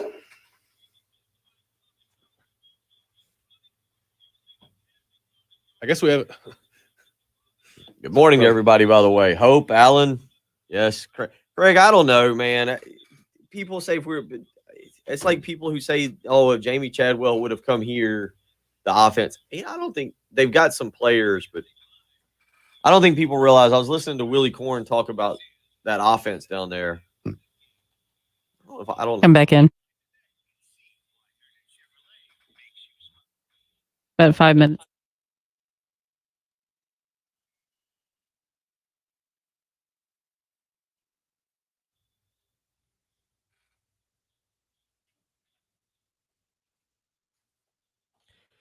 As a reminder, anything you hear, you see, just you think, you can always call the 107.5 The Game and Twin Peaks Hot Take Hotline 24 hours a day, 7 days a week, 803-978-6654 if you want to just vent. Just get something off of your chest. You don't like something we said. You don't like a pitch that Max Fried threw last night. You don't like a touchdown pass that the opposing team threw against South Carolina. 803-978-6654, the Twin Peaks and 107.5 The Game Hot Take Hotline, sponsored by Twin Peaks for the men who never settle. Go see them down in the Vista at 600 Gervais Street. 803-404-6100. How you can join us this morning. Big thanks again to LeVar, Hope, Allen, all up and joining us on the live stream. Again, you can go join us as well. The off-air conversation centering around some men's basketball. Some of you weighing in. Hope, excited for men's and women's basketball. Roger earlier on the live stream saying he's been waiting for Dawn and the ladies since their last game ended. So some discussion on. Did see Dawn a little bit yesterday. I was not pleased that Aaliyah Boston was not a unanimous preseason All-American, which is a fair. I think Paige Beckers, I think it is, was the only unanimous first preseason All-American. Yeah, so a lot. Yeah, I don't know what more Aaliyah Boston could have done though. She's only dominated every game she's played in since the day she stepped on campus. We can get more into that. 803-404-6100. You can weigh in. Cool Care Heating and Air text line or the Love Chevy phone line. So let's get out to those Love Chevy phone lines. And one of our younger fans, Sean, is waiting patiently. He actually won some tickets to go see the men's basketball team 2 weeks from last Tuesday. Sean, how you doing this morning, buddy? Good. I'm excited for the basketball season coming up. You got a prediction on how it'll be? What are you maybe most excited for? It's going to be my first game, so I don't really know. Oh, it's going to be I your. just hope the Gamecocks win. There you go. So this will be your first basketball game ever? Yeah. Oh, well, that'll be pretty cool. There's a lot of really cool memories I had growing up going to. And the older fans will know, Sean, what I'm talking about. I had a lot of great memories going to Frank McGuire Arena with my father when I was growing up and going to a lot of good games. You'll get to start that at Colonial Life Arena. Not the same kind of facility, but you should enjoy that. You'll get some really good seats and hopefully get to watch a really good basketball game. So you're excited about that? Yes, sir. Good deal. I gotta go to a football game last year, the Carolina Panthers.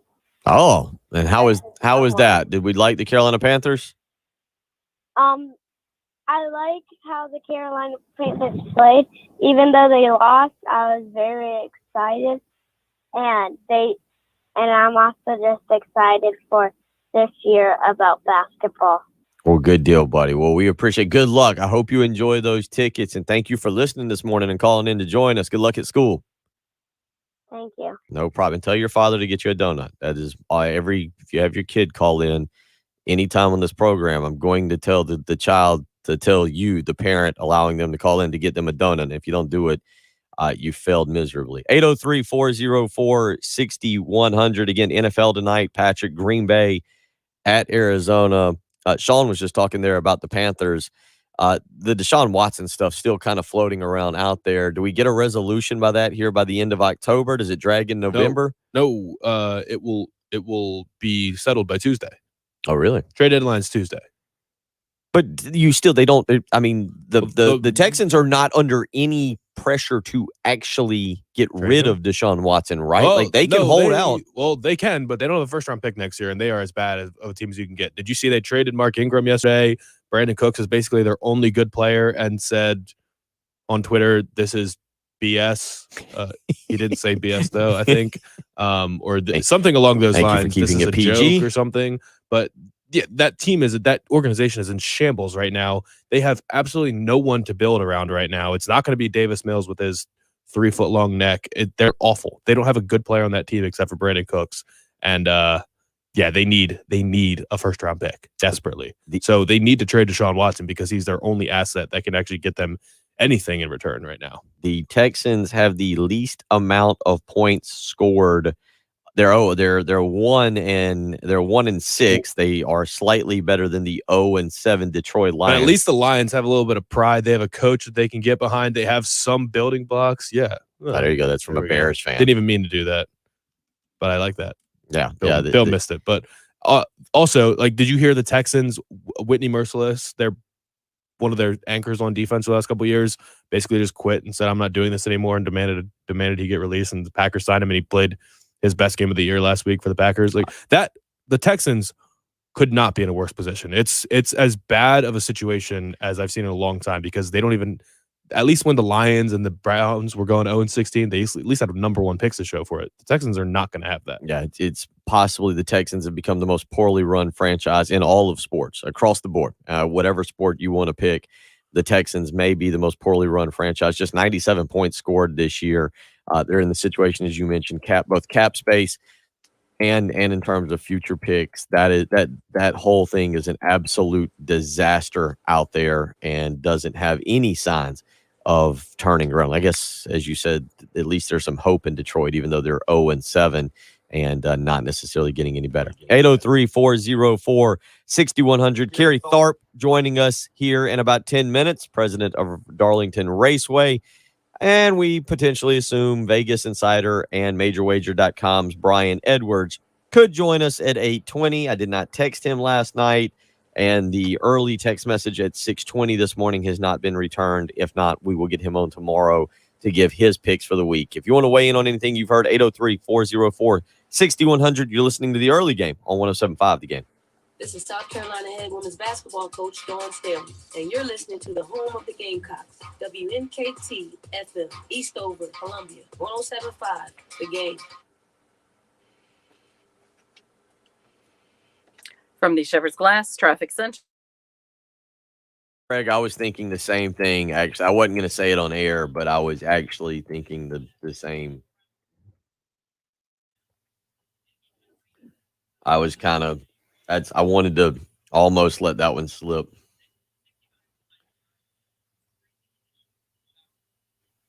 All right.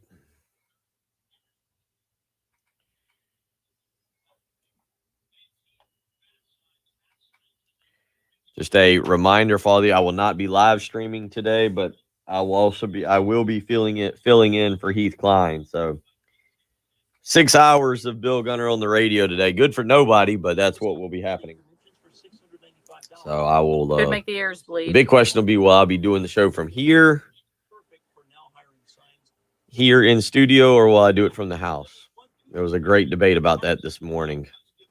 I believe the wise decision that Patrick has advised and everybody else is to come in the studio.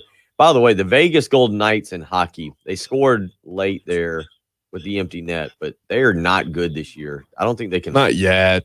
They'll be fine. I don't think they can score, Patrick. I watched them. The Islanders just. Oh, did they win in overtime? Wow.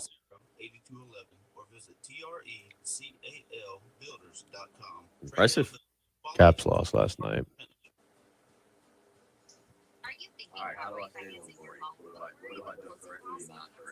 We're not as far behind right now. Yeah, we're okay. 46. We got. Who do we have at this hour? Oh, Carrie, this hour. Yeah. So we'll go real short then. We didn't go that short last time.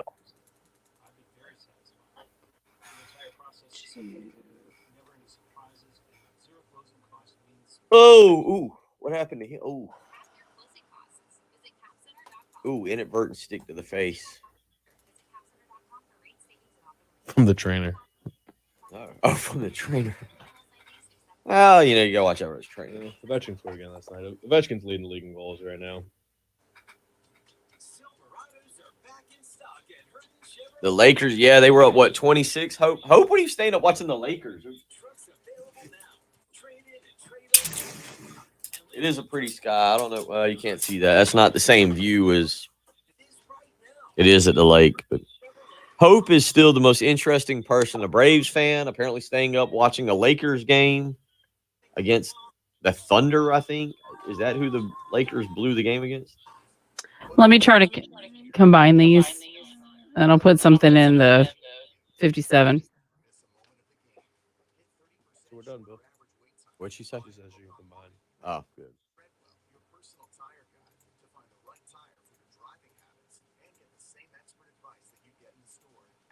Yeah, I didn't stay. I didn't stay up for the Braves game either. It was done early, and I went to bed. I'm still trying to like physically recover from the trip back from Vegas. We had soccer last night. 4 soccer practices left. Next week and the week after. And then I think we go right into basketball. Apparently that's all part of having kids. You never actually get like a night to relax.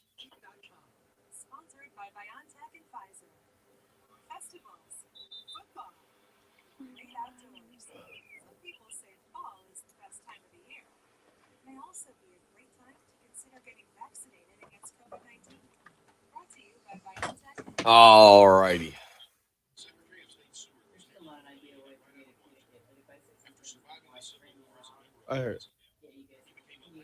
I heard you say combine and add something to 57. Yeah.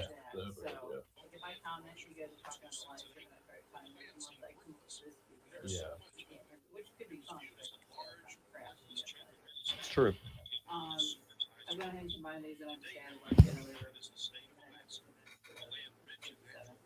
That works.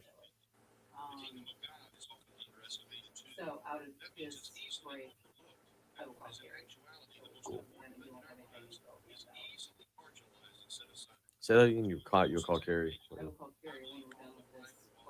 Okay. Okay. Sounds good. Oh, I guess I should put start up. What? What? Sorry, what? Fun things going down. That's how we took it. Oh, yeah.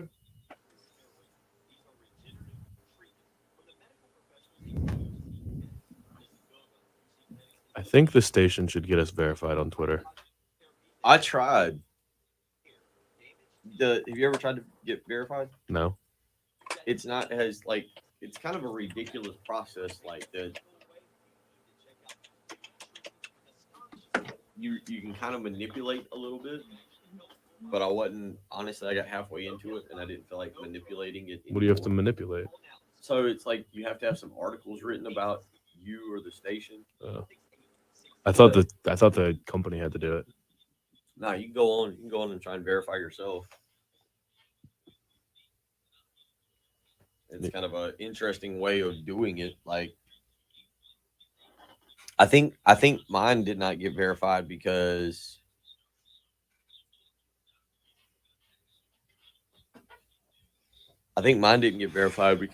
we didn't have relevant articles. I guess within the last 4 weeks, there's been some articles.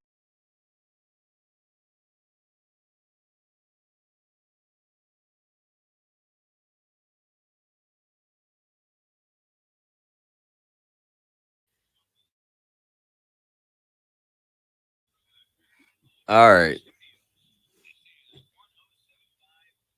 Oh, the company helps with that. We should tell Tammy, get us all verified. Yeah. That'll look good on us. It'll be easier to book guests.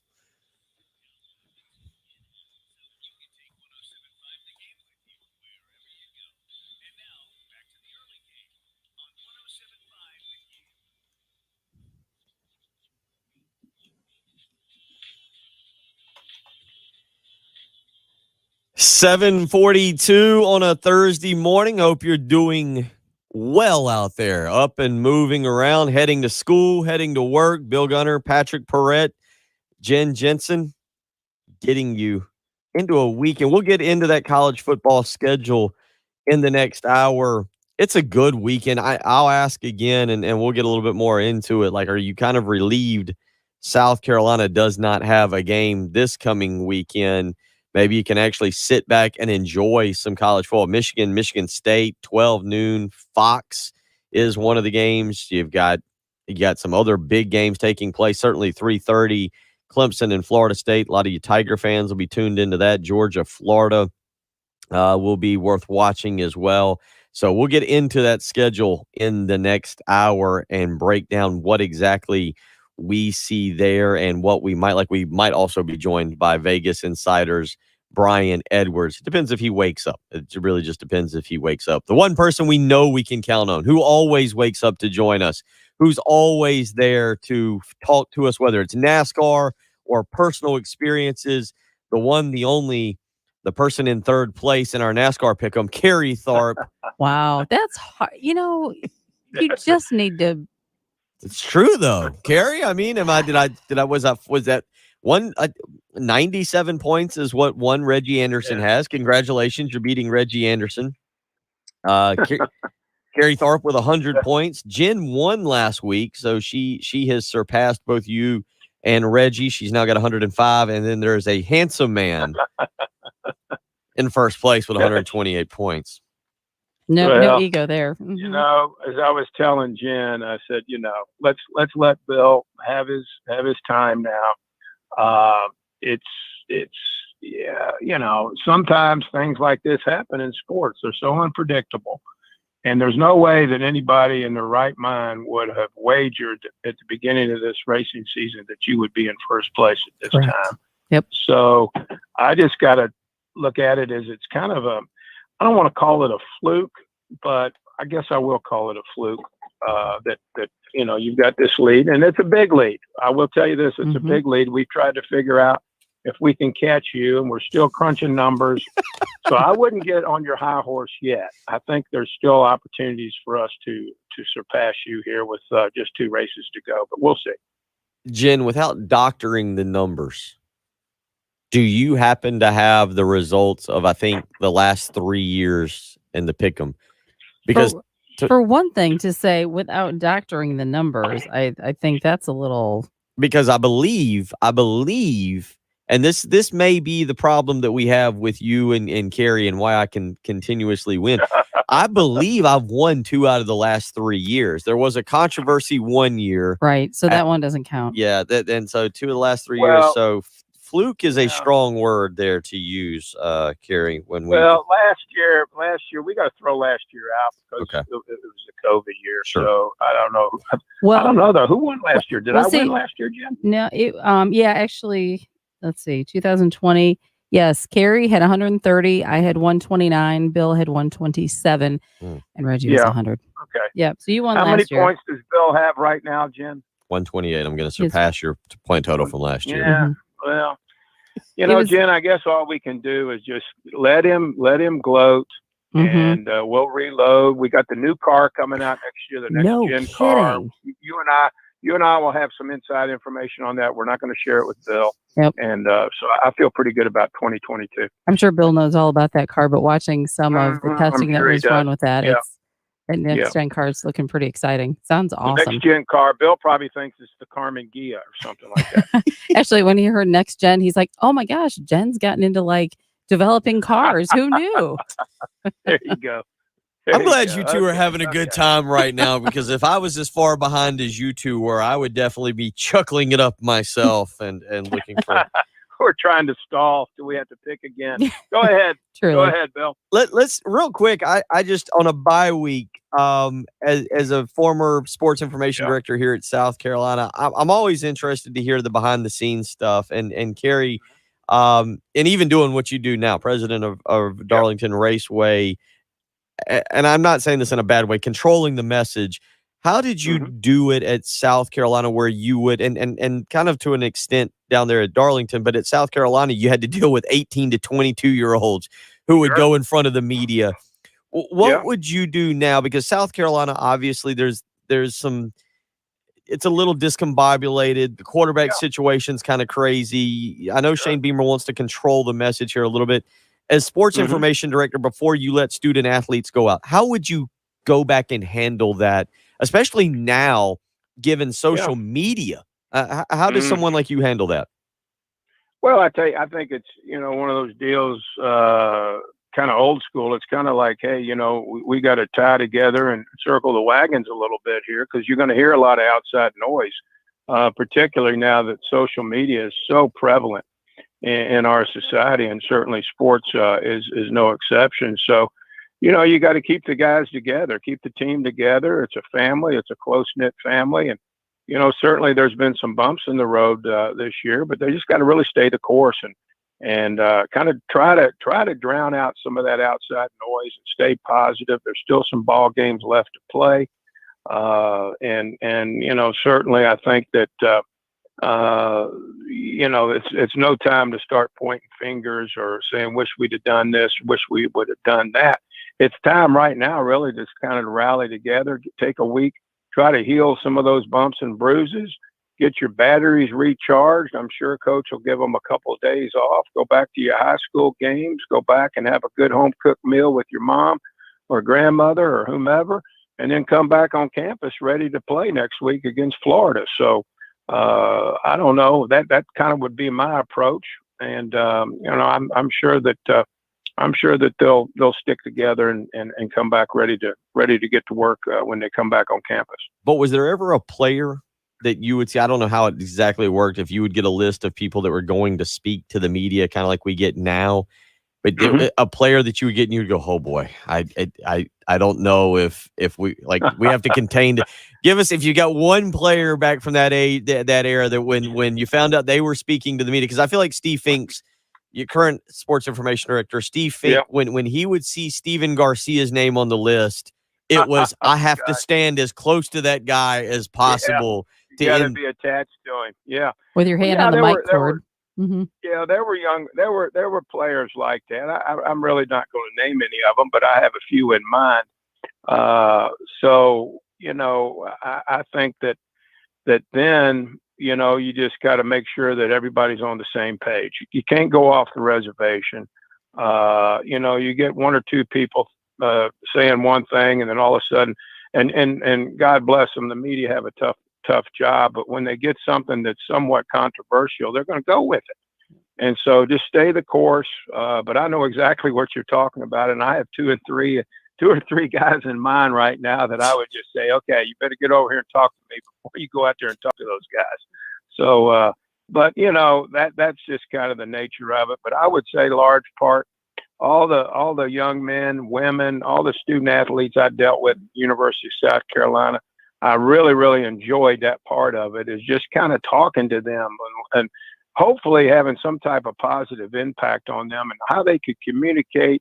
And I always told them, I said, listen, the media asks the questions, but you are the one that answers the questions. So let your answer be how you think it should be. And don't give them the answer just because you think that's the answer they want. You control the narrative best that you can. And I think that's usually that usually works, I think, in most instances. Is it different now? You don't worry. I know you worry about your own employees. Kerry Tharp, president of Darlington Raceway, but it's different when you're the president. Like, people, they're probably a little bit more terrified to say something. But are there drivers now? Do you worry about what they say, or do you think anything that they say is good any publicity is good publicity? Yeah. I think in my previous life, when I was director of communications for NASCAR for 11 years and handled all the media at the racetrack 25, 26 times a year, there were instances where, to be honest with you, if there was a topic that was out there that was somewhat, I don't know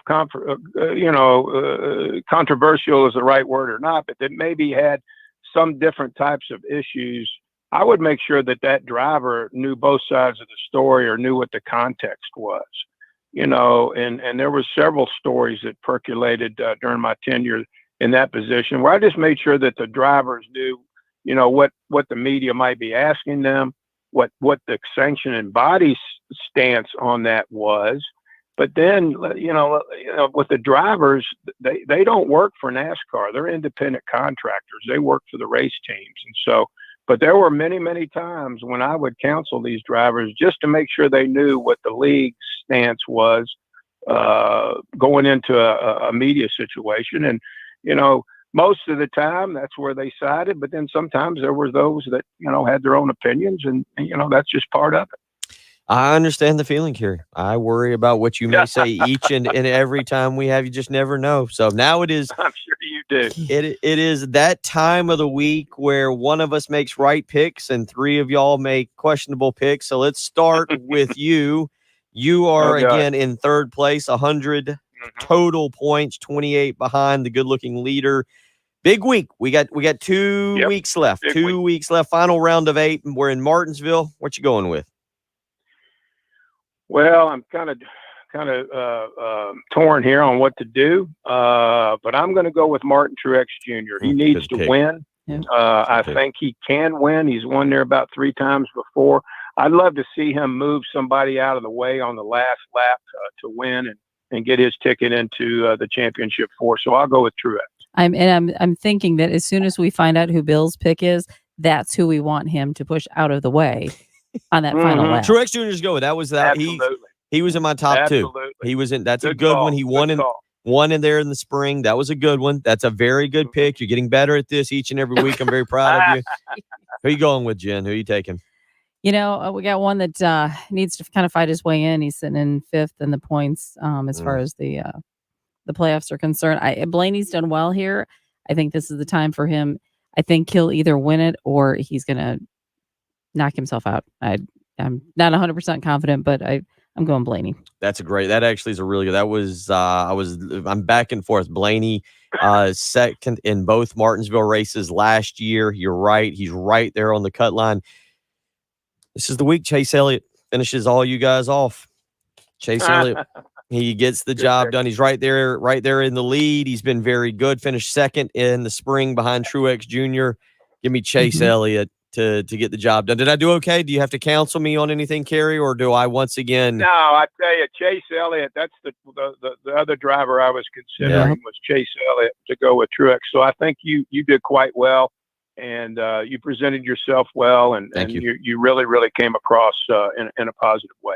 He is Kerry Tharp. He joins us each and every Thursday. We always appreciate you coming on. I know you and Jen, bunch of Weisenheimers. Y'all have a good time at my expense. Hope you have a great weekend, buddy. We look forward to catching up with you next week. Okay. Take care. Happy Halloween, guys. Happy Thanks, Halloween. Kerry. Oh, we should have gotten his favorite candy. Oh, my gosh. That's next week. Next week. The follow-up. We got to play the Mike Leach thing. Hour 3 is next. We'll do that. Early game, 107.5 the game.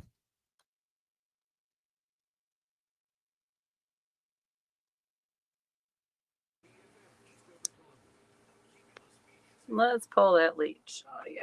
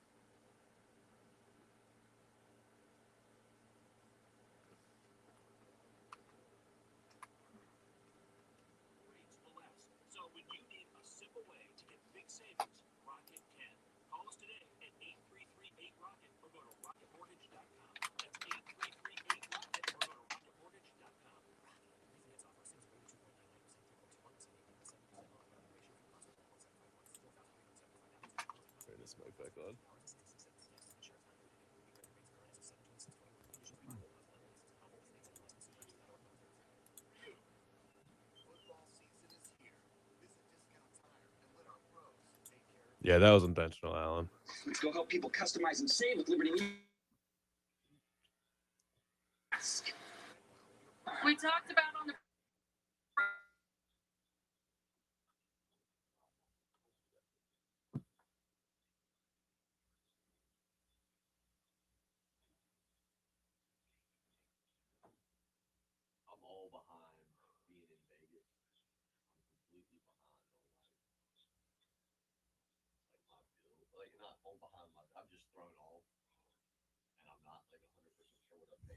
Yeah.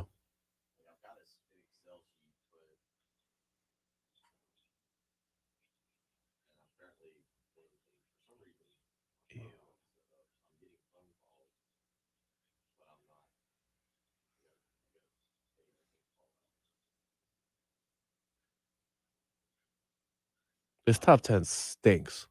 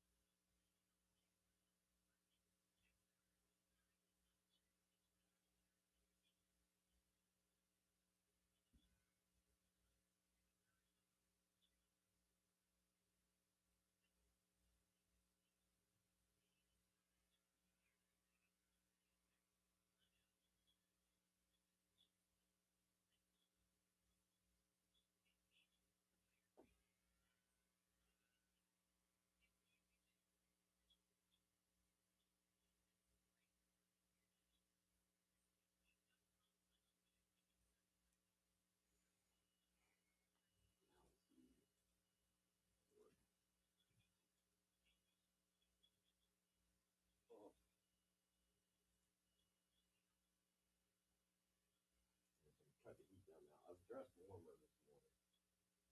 Siri told me it was like really, really cold.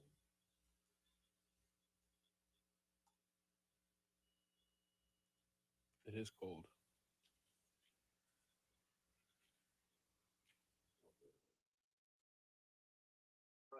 Edward was going to sleep in. You can see this coming from a mile away.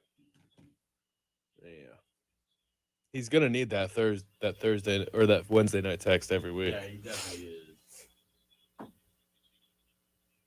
Do that, or he's got his alarm set where it's just like now he'll wake up right at like 8:15. You're exactly right.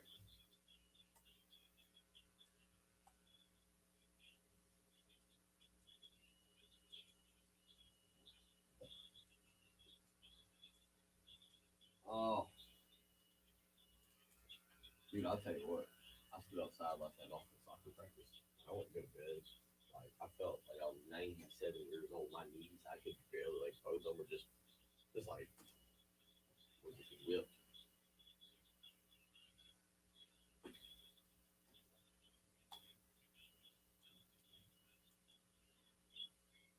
Is that better, Alan? Yeah, I was trying to make a phone call. I was trying to.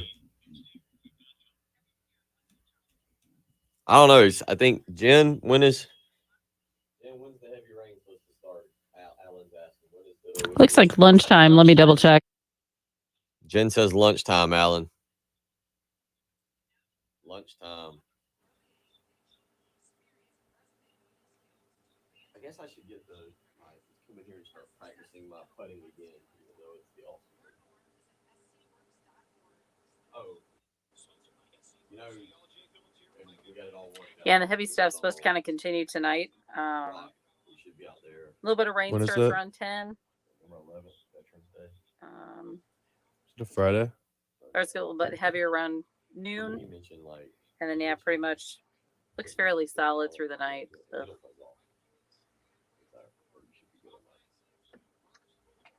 But that's the forecast, which means. And I can't stick around anyway. I have to sleep.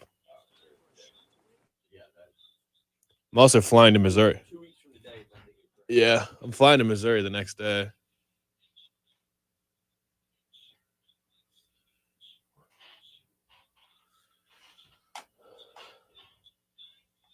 Anybody go to the Missouri game? Anybody been to Missouri? Been to Missouri, just not to a game.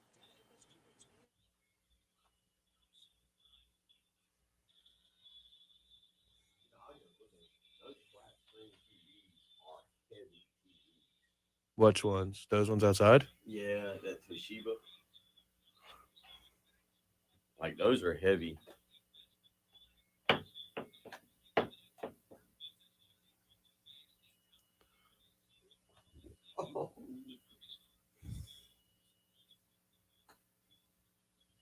Why'd you bring the cup? It's not a flat surface here. You really can't tell. What? You really can't. The surface is not flat. No, just working on simple stuff. Going to check out the Gamecocks on the Ozarks. I would like to go to the Ozarks though. Tax-free did not have a good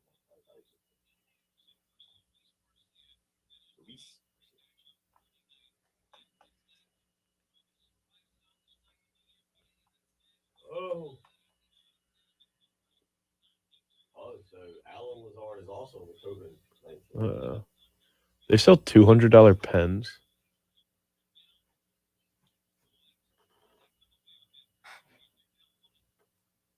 All right. One more hour.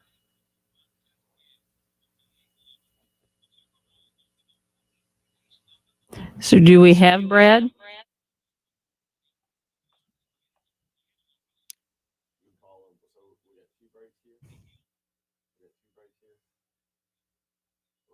Three, because of the fact that we've got all these NFL things that suck up like 2 minutes. We'll call him. I'll try and hit the second one early, like 8:20. So I'll hit like 1 and 8:10 from him. We'll try calling him. My guess is if that's gonna be a no. I think Patrick's right. I'm gonna have to send him a message every Wednesday night.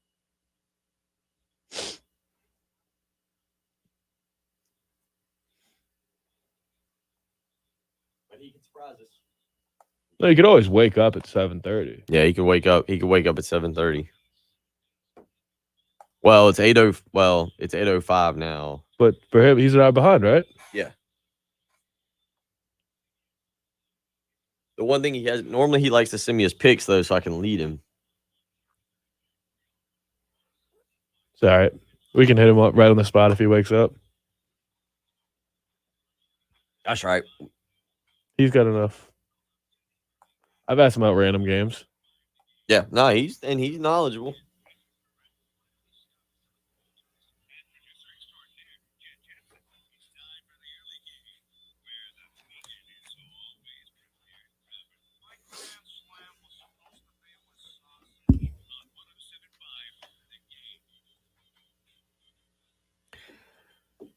Final hour of the Thursday program. Hope you're doing well. Up and Adam. Strange weekend. No South Carolina football. A couple of you weighing in that that's okay. That's all right. You got other games to watch this weekend. We will give you the rundown of the schedule here this hour. We'll talk a little bit more about the Atlanta Braves. Got a poll question out for you. Patrick put it out this morning. You can still go and vote. The Braves a 7-2 loser last night to the Houston Astros. Ian Anderson, Luis Garcia will head to the mound tomorrow night as the series heads to Atlanta. Friday, Saturday, Sunday will be your 3 games. But Patrick has put out a poll question at _Patrick Perrette, how you can weigh in on that this morning. Basically, how do you feel if you're a Braves fan? What exactly is your feeling? Are you confident? Braves in 5? Cautiously optimistic about the Braves' opportunities? Are you extremely nervous? Or have you basically given in? No pitching, we're doomed. Right now, 60%, Patrick, cautiously optimistic regarding the Braves. 18% saying extremely nervous. That was the direction I went. I'm kind of leaning toward. I thought it was going to be worse because just based off what I saw on Twitter during the game last night, everyone was freaking out. And that's just what happens. You get wrapped up in the emotions of the game, and then you go to sleep and you wake up and you say, you know what? Last night was bad. But when you think about it, would I have taken the split in Houston heading back to Atlanta? Yeah, I would have taken it. So now people are waking up and kind of coming to their senses a little Coming bit. around a little bit. It actually isn't as bad as I thought last night. Yeah, Ian Anderson on the mound tomorrow night for the Braves. Again, Luis Garcia. Yeah, 18% extremely nervous, and then 9% of you just they've had enough. No pitching, we are doomed is the other option there. You can weigh in, got a little bit longer. Actually, you've got 22 hours. We did not do good with the poll question. I did. I put it right up to first pitch on Friday. Oh, first pitch on Friday. Okay, so that was your plan. Yeah. All along. All right, Patrick Perrette has had a plan. That's what we've got. So you can weigh in on what exactly the Braves may do or what may end up happening there as they move through that series. Again, 803-404-6100, how you can join us this morning. Big thank you to Carrie Tharp, Darlington Raceway president, for joining us in the previous segment as we give our picks. 2 weekends left in NASCAR, and I have a commanding lead in that, but 2 weekends. And Jen, we don't talk a ton of NASCAR around here, but certainly with 2 weekends left, you want to take a stab here at who you've got finishing out as the champion in NASCAR, because we're coming to the conclusion. It's been a long year, another long year. NASCAR is one of those interesting sports, kind of like golf, where there's not a whole lot of breaks. And honestly, golf, at least you see golfers take a week off here and there. They gear up for big majors. NASCAR, these guys drive about every week. The travel is insane, quite frankly. I imagine they fly. But Martinsville this weekend, Phoenix next weekend in the championship. You know, I think it's Larson's to lose. I really do. He's just so strong. And I know that Denny's come on, pretty strong towards the end, but I just think that Larson's just kind of like Chase was last year. I think I think he's going to come away with it. It would surprise me if he does not. I'll put it this way. NASCAR, we will continue on there with that. What our picks are in. Jen will put them out on Twitter later for the Martinsville race on Halloween. Tomorrow's show, Yeah, we're all debating. Dressing up a little bit, getting a little cute, a little creative on the live stream. If you want to join us that way, Steven, Alan, Travis, Hope all weighing in. Hope saying she enjoys all other college football games, even when Carolina, I think she's saying I don't know if she means when Carolina's playing or not playing. But Patrick, this weekend, you're talking about it be a little bit more relaxed. You got a food plan for the weekend? No. I mean, I'll be in Nashville, so I'll probably be going out. I will honestly probably be eating hot chicken because I love it. It's one of my favorite foods, and when I'm there, I'm just gonna eat it. This every day, weekend, probably. this weekend again should be a lot of fun. This weekend, we're going to break down the schedule tonight. Troy at Coastal Carolina, South Florida at East Carolina. Again, the best game of the night comes probably in the NFL. Arizona and Green Bay. Patrick, Devontae. Why am I forgetting Adams' first name? You just said it. It is Devontae. Yeah, it is Devontae Devontae, Adams. Okay, yeah. thank you. Devontae Adams and Alan Lazard both on the COVID-19 list. So Aaron Rodgers is going to have to find other people to throw to. And the Arizona Cardinals right now look like the best team in the NFL. Kind of crazy because I was not a huge Kyler Murray fan. I didn't think the Cliff Kingsbury thing was going to work. But here they are tonight. And if you want to check them out, you got that game 8:20 tonight. Possibly the best, with no baseball, possibly the best sporting event tonight that you can get into. Again, the Cardinals and the Packers, and two of the Packers wide receivers out on the COVID-19 list. Yeah, Aaron Rodgers is probably gonna have to do it by himself. But I was half with you. I was not all in on the Kingsbury hire. I thought Kingsbury was sort of on the hot seat coming into this season, even though he'd just gotten hired, basically, because they just felt like they were underachieving a lot last year, and something's clicked. It might just be Kyler Murray is that special. I love watching Kyler Murray play. He is.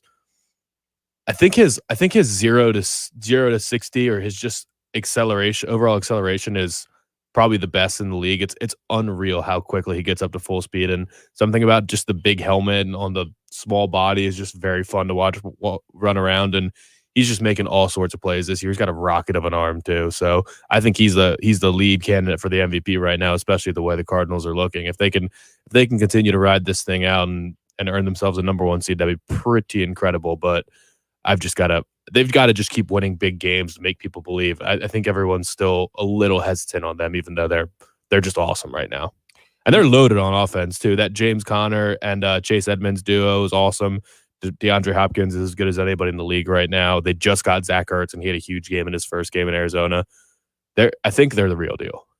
Yeah, Will weighs in on the Cool Care Heating and Air text line. Yeah, J.J. Watt out for the season with the shoulder injury that will require surgery. But no, you mentioned it, Kyler Murray this year, a guy who was the former number one pick. I was not sure. I really didn't have a lot of faith in him working out, but this year, 73.5 completion percentage. He's thrown for 2,002 yards, 17 touchdowns, 5 interceptions, and then a pair of South Carolina boys. Good to see the Palmetto State representing there with the Arizona Cardinals. DeAndre Hopkins, 33 receptions, 420 yards this year, and 7 touchdowns. A.J. Green, the Somerville native, 24 receptions on the year, 406 yards and 3 touchdowns. Got to love that. Good seeing the Palmetto State represented there with the Arizona Cardinals. 57 total receptions, 826 yards and 10 touchdowns. Certainly playing a big role. And then former Clemson standout Isaiah Simmons. Right now, you mentioned him, 41 total tackles on the season, only half a sack. But he's been performing much better for them. Yeah, and they drafted linebackers 2 years in a row in the first round. Zaven Collins out of Tulsa last year. Just two freak athletes that can cover all sorts of space. So between those two, Budda Baker is one of the better safeties in football. Their defense is actually really rounding into form right now, and they really can be a problem. That if they can win tonight, it'll be really good. I mean, Devontae Adams not playing, maybe some people will still discount it, but just continue to be the last undefeated team 8 weeks into the season will go a long way. Also, do you know, you've probably seen it now, but you know if the season ended today, the number one seeds would be, and the only first round buys would be the Arizona Cardinals and who? In the AFC? Do you know who would get the number one seed in the AFC right now? No. Go ahead.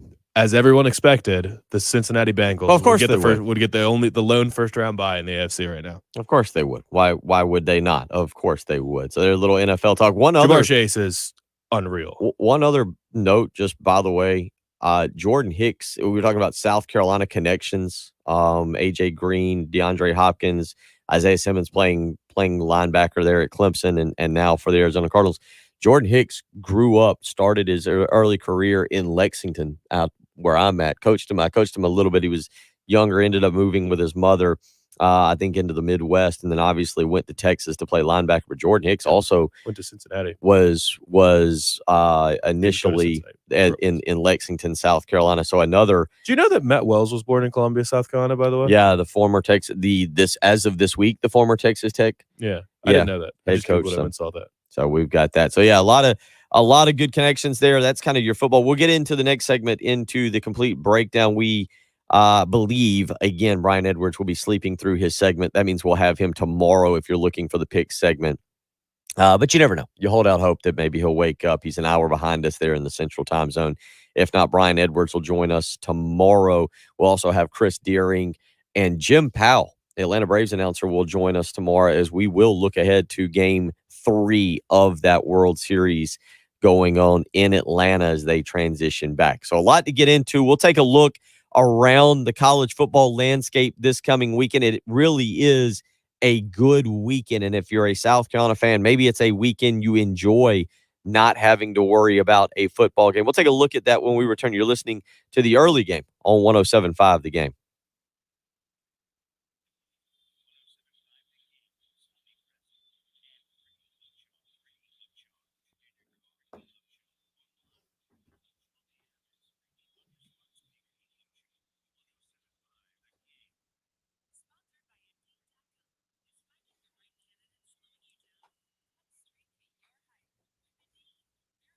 We've gone 2 hours and we haven't even mentioned that Xavi has accepted the Barcelona job.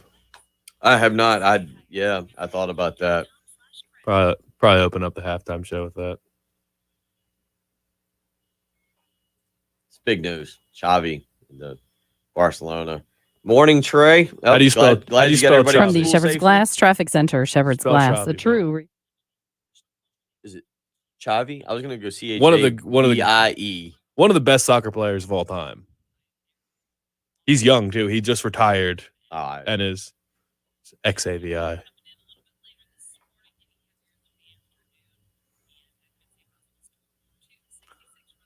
Yeah, hotel rooms are insanity. This is a long message, but hotel rooms are insane for the Florida game. That's the weekend. Like, all of my friends are coming down that weekend, and I'm having like 8 people, I think, stay at my house because hotel rooms are just that expensive.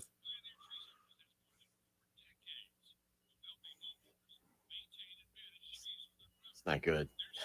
It's I don't know. I guess maybe they're trying to make up money for other stuff that's been going on.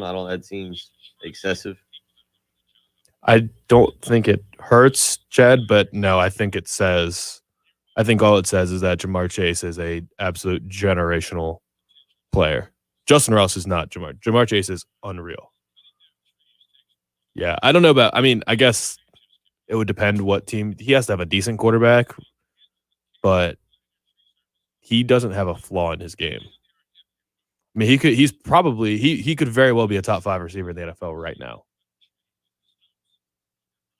Say Devontae, DeAndre Hopkins, Tyreek Hill, and you could very well make the case that Jamar Chase is number 4 as a rookie. Julio's not in there anymore. Odell's certainly not in there anymore. Michael Thomas is maybe going to play his first game this weekend, probably next week. I don't know. Justin Jefferson's in that conversation.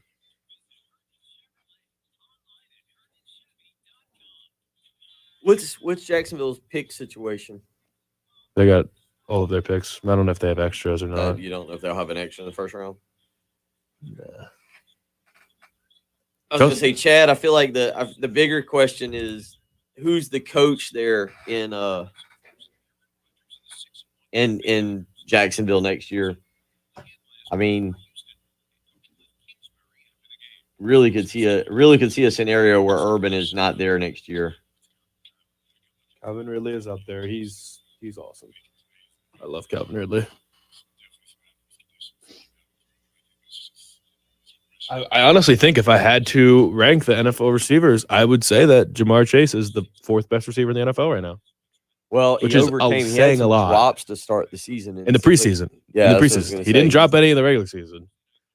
He has got the most yards through the first 7 games in NFL history by quite a bit. He's number 2 in the NFL in receiving yards right now, only behind Cooper Kupp, who gets schemed targets like it's nobody's business. And everything Jamar Chase is doing is down the football field. It's insane what he's doing right now. If you want to try calling Brian Edwards and just see what happens, you never know.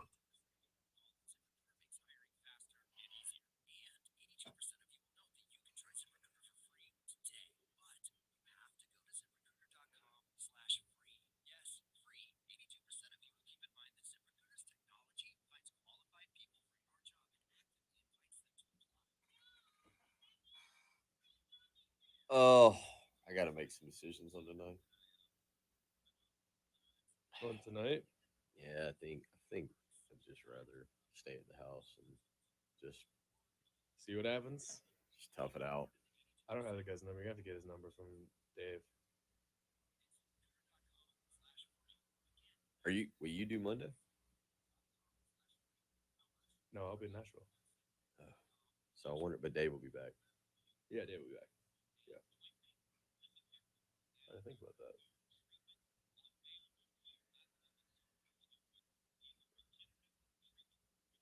Because I got to do Monday. Oh yeah, it's a wraparound weekend for him. Yeah. So I'll do. So if you love the Bill Gunner show, you get the 3 hours this afternoon, tomorrow, and Monday, 4 p.m. to 7 p.m. So 18 hours in 3 days. Yeah, lovely. Thrilled about it. I look thrilled. Yeah. RL was Harrison Bailey wasn't a 5-star prospect, was he?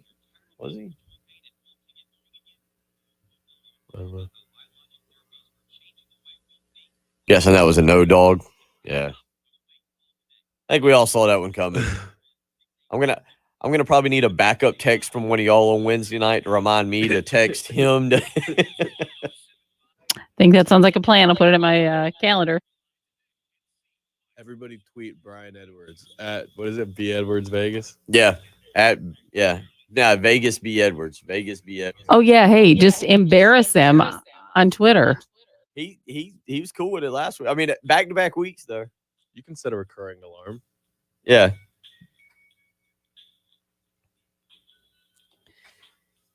Thursday morning. Normally we're getting ready for a South Carolina football game. Clemson, Florida State this weekend, but no South Carolina game. Coastal Carolina and Troy tonight, 7:30, ESPN2.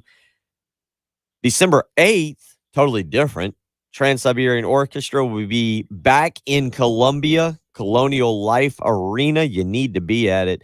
A portion of any ticket of the proceeds will benefit Family Promise of the Midlands, a charity that aims to help families experiencing homelessness in their quest to achieve sustainable independence. Tickets are on sale now. Again, Trans-Siberian Orchestra, Wednesday, December 8th at Colonial Life Arena. Make sure you go purchase a ticket. Portion of the proceeds will benefit Family Promise of the Midlands, a charity that aims to help families experiencing homelessness in their quest to achieve sustainable independence.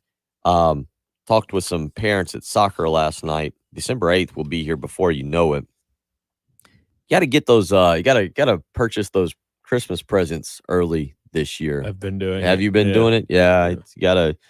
I mean, I'm buying them little by little so that I don't just felt the bank account in mid to late December. Are y'all being harassed by family members about Thanksgiving plans yet, or am I the only one that gets that? Like, is it? I was harassing my family member about Thanksgiving plans. Yeah, like we're trying to figure out the Thanksgiving and the early Thanksgiving and then the late Thanksgiving and everything like that, and it's already started. And all I'm wanting to do today, one of my top goals is to make it to the store for candy, some Reese's cups that will probably end up in the refrigerator because. A Reese's cup that's been in the refrigerator has vaulted very high into. You can wait till Monday. Yeah, that's the time to stock up. That's when you want to go. Myth, urban legend. Candy What? is popular year round. You guys Yeah, act but like you guys act no. like No, Reese's. of course it is, but Like they're the- gonna those switch. big bags because the- everything's gonna go to Christmas. Yeah, Yeah, themed the stuff. pumpkin shaped Reese's are gonna be the pumpkin shaped. Yeah, They're gonna have to get rid of them all. a Reese's right out of the fridge is, I think, as I've aged, and we'll have the candy The discussion. Reese's Fast Break is better than the regular Reese's. Oh, that is a hot take. Save the that Reese's one. Fast Break is the single best candy on the planet. Save that one for tomorrow. What's good better than sir. Reese's? Reese's with nougat. That is scalding hot take. College football this weekend. Again, we'll have the candy discussion tomorrow. We may even be dressed up. It'll be worth looking at on the live stream. You can go and make sure you check that out. Trey, Troy, Jim, all joining us this morning. Hope y'all are doing fantastic. Again, you can go and subscribe. Go to the YouTube page, 1075 The Game, and subscribe to that. You can also check out the Facebook page, 1075 The Game, and do that again. Yesterday, Frank Martin stuck around for about 20 minutes after the show and did a live stream with us, kind of continued to talk about what was going on. It wasn't just us cutting up and talking candy. He talked a little bit about the point guard situation, some scheduling. Maybe the most interesting stuff was the big men discussion, big men as in plural, multiple players. It did center around Trayvon Minott a little bit, and then also discussing some recruiting. So if you want to go check that out, you can go watch the live stream. You can fast forward to about the final 20 minutes of it and check that out. 803-404-6100 is how you can join us this morning. You can also text me personally, as someone has done and said, harassed for Thanksgiving. Terrible word, harassed. It's all because they love you, Bill. Yeah, they do. I think they love me. I think they just want somebody to deep fry turkey. Totally different kind of love there. I think I'm just there for the deep frying of the. It is so good. We're doing a seafood jambalaya stuffed turducken for Thanksgiving. Good grief. Yeah. Okay. Normally we don't do that. Normally we fry turkey, but we'll be in a rental house. So my parents are building right now. Yeah. The real was because I knew that they were in the process of moving. Yeah, they so- ended up just couldn't find the house, so they got land, and they're going to rent for about a year. So Okay, nice. But the furniture might not be there yet, so we might just be eating with paper plates and plastic silverware. That's the best way to do and it. sitting on the floor. That's Yeah. the So best you're not way. washing dishes for an hour after Yeah. dinner. Yeah, that's kind of. I'm totally on board with that In my strategy. in my family, there were like my dad was like one of 4 boys. So like when we would have a gathering, literally it was the wives were all in the kitchen, Mhm. and then okay, don't say like that's a good thing. Mhm. And then after the meal, they would be talking, and then all of a sudden they would just disappear, and they were all like asleep. One was crawled behind a couch, another was behind a chair. It's like, well, we do have furniture, lazy folks, but yeah. So I'm very much like, okay, so husband, you can cook, and I just don't want to repeat that cycle. You're one of those that goes behind the couch and sleeps, aren't you, Bill? No, You're not? no. Okay. I have to kick people out of my house though. Do you fry? It's not the Do you first do you time. always Like fry? I'm just like, look, y'all. I kind of pulled the old like, look, you don't have to go home, but you can't stay here. I've had enough of you. Get out. Oh, Just okay. go to wherever you need to go. Continue your party elsewhere because it's nap time for me, and I'm taking up the whole couch. And it's. Do you But I'm always thankful fry for you. the turkey? We've gone back and forth. As I've gotten more involved in the turkey preparation, we've gone back and forth. A good buddy of mine, Jim Thompson, last year actually deep fried a bunch of turkeys, and we got one of those. He was the one that did it, and he owns a restaurant in Lexington, and we all celebrated the day before by deep frying turkeys. Well, that's our one that we've never fry anything, but that's the one day that we break out the deep fryer or the pot, and we just spend the whole day just throwing anything in the deep fryer. I don't blame it. I think It's actually very fun. Deep Just fried oil, grabbing, then. just grabbing anything out of the cookie dough. Okay. Yeah, That was delicious. I mean, literally anything. Just toss it in there, fry it. Perfect. It's gonna Actually taste better. I need a That's- live stream of that. I think that is a man's thing to do. It's slightly dangerous. There's an element of taking when you're just throwing like the turkey into the deep fryer. Like it might be thawed out. It might be. You might have put it on the right temperature. There's an element there of there's a little danger. There's a little fun. There's the sound of it frying. Yeah. I mean, we did the best thing we did last year was we made, I think, pancakes for breakfast and then just kept some of the batter and just dumped it into the oil. Oh, that's And it a was good basically idea. like a funnel cake. It was so good. we will give you more Thanksgiving recipes as we get closer. Right now we are on.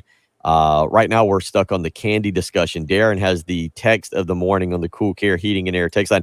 Save this for tomorrow. I'm going to read you this text, but Patrick, I don't want you to respond just yet. I don't want you. This will be a discussion, Darren, for tomorrow, and we're going to want you to weigh in on the Love Chevy phone lines. But his text, Darren says, "I'm not one for cancel culture, but I don't know if y'all can continue to have an employee on staff that was caught on air saying that the fast break candy bar was better than a Reese's." Save your hot take. I just for got tomorrow. a tweet that says the best take of the morning. Fast break is Okay. superior to the regular. We will have Hamilton says that. tomorrow fast break candy bar versus Reese's. We'll have donuts in studio. I don't know what that means for y'all. I don't know why I tell you that, like that we're having some big party where you swing by. But tomorrow we'll do the candy discussion. That one a very hot take. Justin from Kershaw, Reese's crispy crunchy is single-handedly the best of all the Reese's. So candy discussion tomorrow along with football picks. Brian Edwards has once again slept through the segment, which I'm slightly impressed by because he was very apologetic last week on Thursday right after the show when I talked to him saying it would never happen again. And we will have him. You can set the alarm on the phone to reoccur every Thursday. Correct. Yeah. Yeah. We're going to have to teach them that. Hold your candy takes for tomorrow. 803-404-6100. How you can join us this morning if you've got a hot take. We will get into the college football schedule. I promise that this segment we went down a rabbit hole there with hot takes on candy that I want to save for tomorrow, and we got into actually a very delicious sounding discussion on deep frying turkeys, which I really could could take up most of November if South Carolina doesn't get going in football a little bit more. That could be just where we go with things each and every morning. Right now, you're listening to the early game. It's 8:32 on a Thursday morning. Hope you're having a great morning. You're listening to Bill Gunner, Patrick Pratt, Jen Jensen on 107.5 The Game.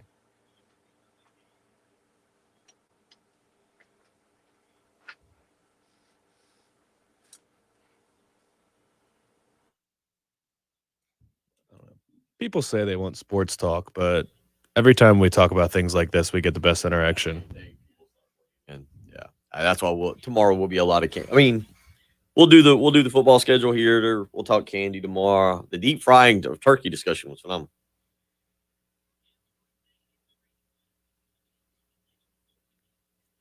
See, this was the lone problem. Everything, when you fry the turkey, everything you put into it, the oil afterwards, kind of has a little bit of a turkey. Well, the turkey's got to be the last thing, right?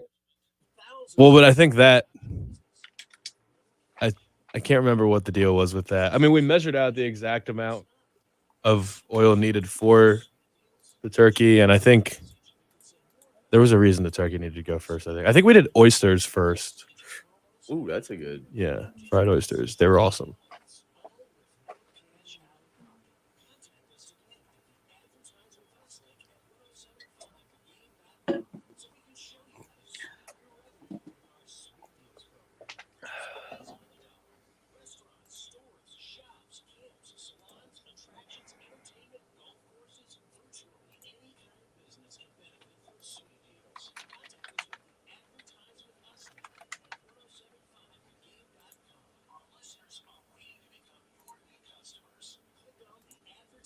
Dude, now I'm all excited about Thanksgiving. I think you're helping me create a plan because I think we're gonna do Thanksgiving with the kids and everything and with family and just how everything is kind of going.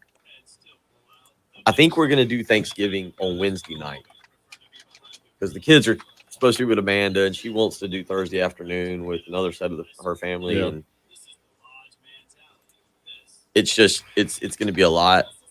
And so I'm kind of getting all for a Thursday afternoon or a Wednesday afternoon, Wednesday evening Thanksgiving, and then basically just having like the leftover, not turkey and stuff, but like the leftover like stuffing and dressing and all that on Thursday morning. and just drinking and deep frying. I like your idea, roasting some oysters. Yeah. She said it would not allow us. Oh, my mom would not allow us to fry oysters before the turkey. Gotcha. That makes sense. It's her birthday today too. We'll call after the show. What are you reading?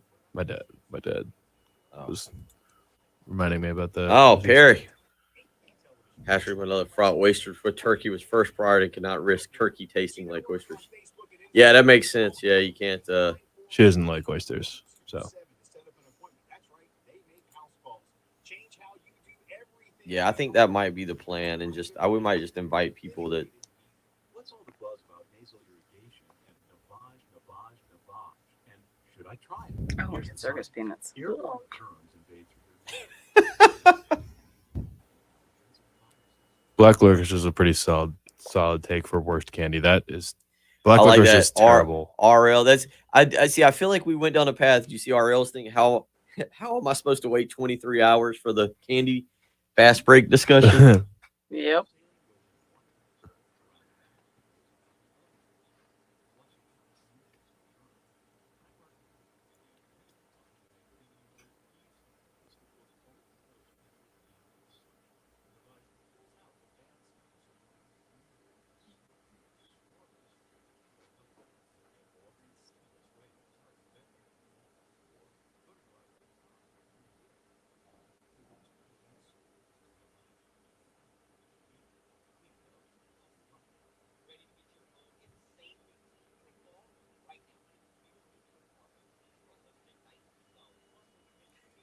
Zero bar. Yeah, I've never, Craig. I don't know if I've ever had a zero bar. Hold the conversation. Black licorice. We gotta dissolve all tomorrow. Yep.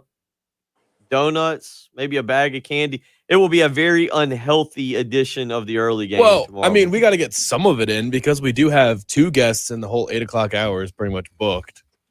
That's true. We'll get through the college football lineup here. There's plenty of time. Okay, I'm responding to Trey. He asked about in the Midwest, do they just hand out varieties of popcorn? Actually, popcorn balls was a big thing. Like people would make popcorn balls and, hand them out. I think I'd get the occasionally. Marshalls You'd get always the get popcorn ball. There'd be a popcorn ball that would pop in. My kids are not. They're going to a trunk or treat deal with Amanda on Saturday night, and so I'm kind of free now. We're kind of free now. Saturday night, we might hit a party, or I might just continue my recovery of because I am counting down. All right, get through 7 p.m. tomorrow night in Heath's show, and then. RL is looking to get egged.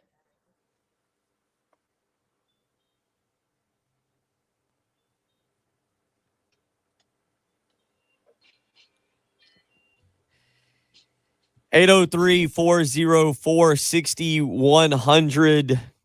All right, the candy takes have started. I mean, this is what happens when South Carolina has a bye week and Clemson's playing Florida State. I'm telling you, everyone thinks that they want sports talk, but as soon as we talk about something non-sports we get the most interaction. On the live stream, Craig weighs in. A zero bar is pretty terrible. Trey asked on the live stream, in the Midwest, do they just hand out varieties of popcorn? RL has been threatened by Jen. I think Jen just threatened to egg your house. RL said he bought. Not. I literally heard you a minute ago say he's begging for an egging. Well, which I just had to look at you like I don't know what that means, but that doesn't sound very polite. Yeah. Well, no, I just think that if you say you're giving out oranges, the kids might throw them back at him. I don't know.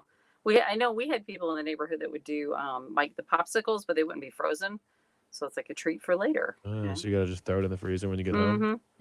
RL said he bought a couple bags of oranges for his trick-or-treaters. I like that. That's the nutritious person in the neighborhood, not always well liked and usually toilet papered at the end of the night, but very, very clever there. 803-404-6100. Anonymous texter says the PB Max was the best. No idea what that is. Let's find it. Yeah, get on that. Gamecock Will has weighed in with a picture of the candy corn. Says how to eat the candy corn. Open the bag, pour candy corn into trash can, eat a Reese's peanut butter cup. Of course, the Reese's peanut butter cup is delicious, but Gamecock Will, this is the season of the candy corn. You have to get into. Well, the it's candy. more for decorative. It's like potpourri. It looks pretty, as I say, potpourri actually smells as well. Might, Candy corn doesn't, but that. Programming note: I will be filling in for Heath Klein definitely the next 2 days, and Monday as well. We'll continue this conversation. Raphael weighs in and says, "I think the PB Max is a Twix bar. It's an updated Twix bar." It doesn't look like a Twix bar. Oh, I looked at pictures of it. It's basically a lot of peanut butter and then more peanuts. Tomorrow, if you're don't prepare yourself accordingly, we will have guests tomorrow. Brian Edwards will join us. Chris Deering will join us. Jim Powell will join us as well. There will be a whole lot of candy discussion, and we'll have donuts. We will be completely hopped up on donuts and candy in studio tomorrow. Is how you can join us. Sadler just weighs in with a payday.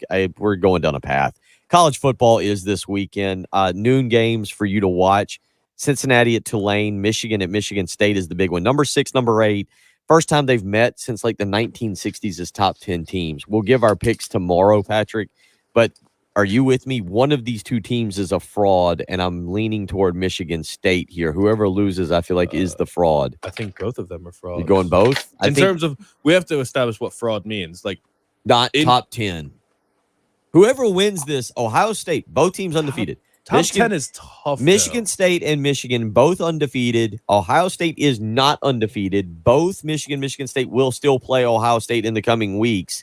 Whoever wins this game will, at least at the moment, be the team. Again, remember, next Tuesday night, November 2nd. So they're going to be, whoever wins that game will be in the initial college football playoff.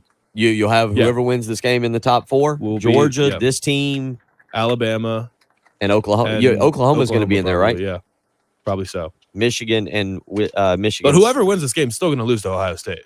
Ohio State does look very good. Ohio State is your nighttime ABC game. Ohio State and Penn State. Ohio State's a big favorite in this game. Penn State, James Franklin, an awkward press conference yesterday, professing his love for Happy Valley and Penn State while also calling the situation complicated.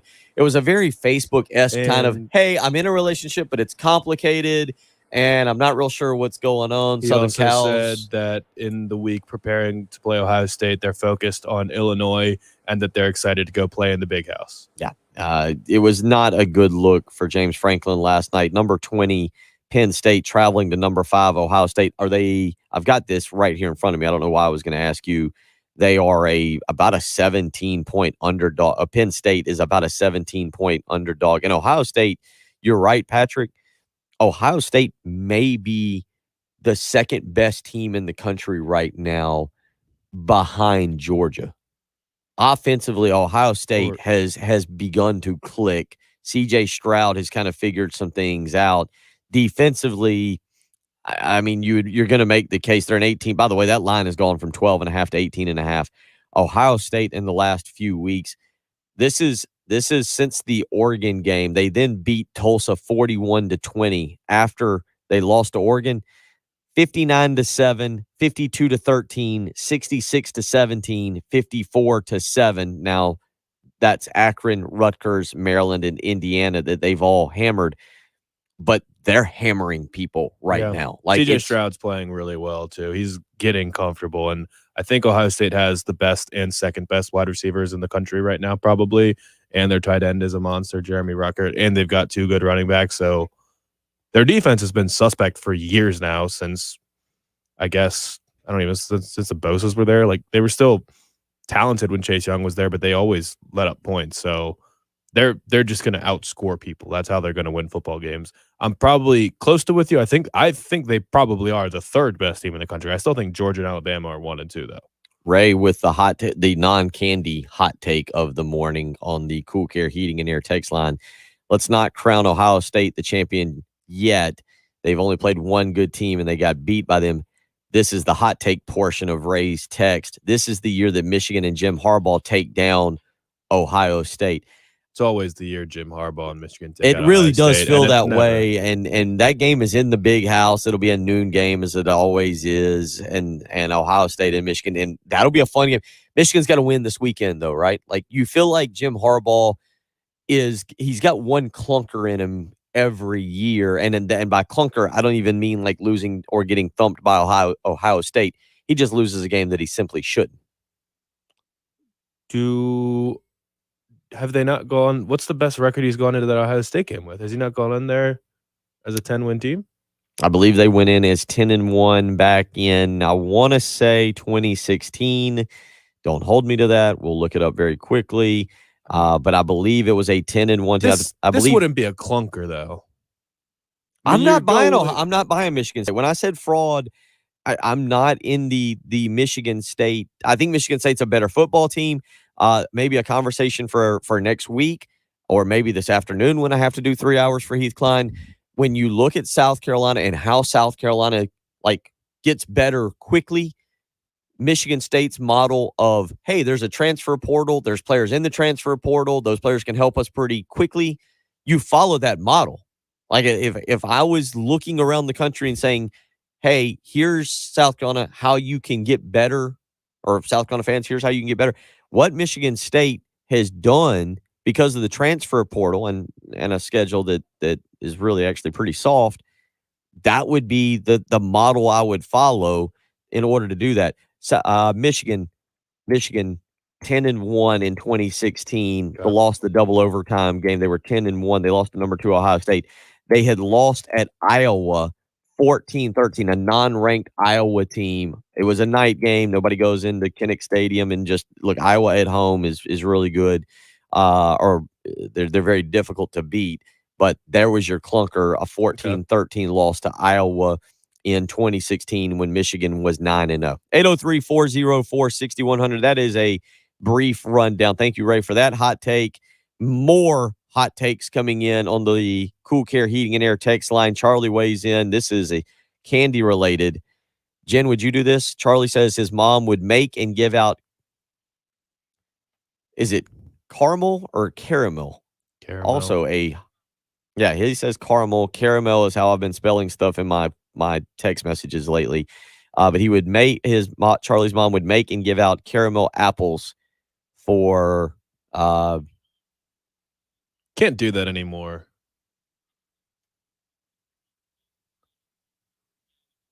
I mean, would everyone let their kids eat a caramel apple that was just made by a stranger? It's a neighborhood. It's your neighborhood. I mean, it's your neighborhood. If you personally knew the neighbor, yeah. I mean, I was in a big neighborhood. I didn't know half the people that gave me candy. What makes the caramel apple so dangerous that all of it? I mean, I don't know. Was it a Ziploc bag? Like, I would assume you'd go get some saran wrap or something and put it in. I don't know. Yeah. Well, that's what we always had to do. We came home, dumped all the candy on the floor, and we'd have to go through each one and make sure all the candy was still fully wrapped and not tampered with.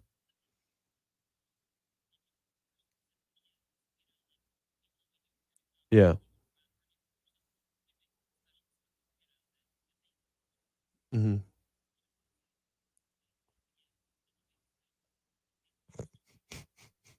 We just had a couple houses that would have a separate jar of king size bars that they'd hand us if they were friends with our parents. Yeah. Yeah. What? What's so funny? Text messages I'm getting, people. I got a text that said razor blades. People put razor blades in apples. Like, does that? I'm sure it's happened. I'm not saying it's never happened. I feel like that's more of an urban legend type thing. Right. Like, I mean, do you have those neighbors? I've been watching, I think it's FX right now when I go home in the afternoon. They've had the scary movies on. Yesterday was like The Devil's Rejects, which I then was discovered was actually the sequel to, I think, House of 1,000 Corpses. I have no That's idea. all Rob Zombie movies. They're Rob Zombie movies. No thanks. Which, again, not a direction that I typically go with my movie watching, but I can kind of get on board at 4 o'clock in the afternoon. Oh, boy. I said we were going to give you the college football schedule for the Saturday, and we ended off. By the way, way out of time. One other hot take. John from Somerville. Somebody, I forget, one of the text messengers said payday. John weighs back in. He comes over the top. Payday is garbage. 107.5 The candy hot takes, reserve them for tomorrow. Don't share them. Do not share your candy hot takes with the afternoon show. You know how those guys will do. They'll try and take our candy discussion and use it for 3 hours this afternoon. That's exactly what they'll do. Do not Well, you share. can guarantee there's gonna be a candy top 5 Friday. Do not share your hot takes with the game time. What is it? What are they? The halftime show? They just tell them it's reserved. Yeah. You're listening to We the run early game Monopoly. on 107.5 The Game.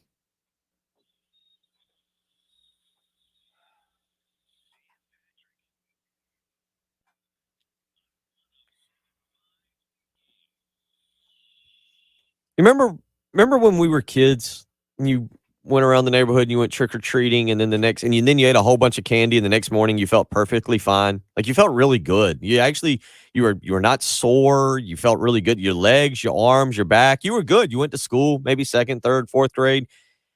It doesn't feel that way anymore, does it, when you now walk around the neighborhood with your kids? Like the next morning you're sore, your legs hurt, your muscles, your ligaments, your tissues, your knees hurt. It's not comfy anymore, is it?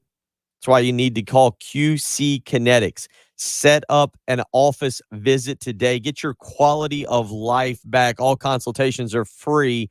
803-281-6860. There's no restrictions. They're going to work with you. No steroids, no opioids. Again, QC Kinetics, regenerative medicine that will help you with your pain management for muscles, ligaments, tissues, knees, hips. You get the point. It's non-invasive therapy. This is the way to do it. It's at the forefront of medicine right now. It is a complete game changer. If you're experiencing issues with muscles, ligaments, tissues, especially after you go trick-or-treating or you eat a lot of candy, one of the two, give them a phone call today and set up an appointment. See what it's all about. 803-281-6860.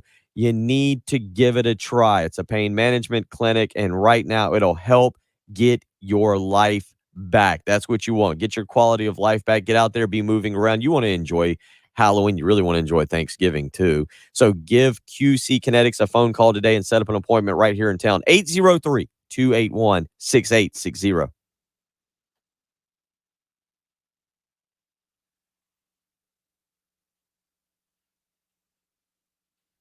Patrick and Jen hurt me there. I was doing well and I was gonna break, and then they went on a candy discussion, and man, oh, did we lose? We are so far behind now.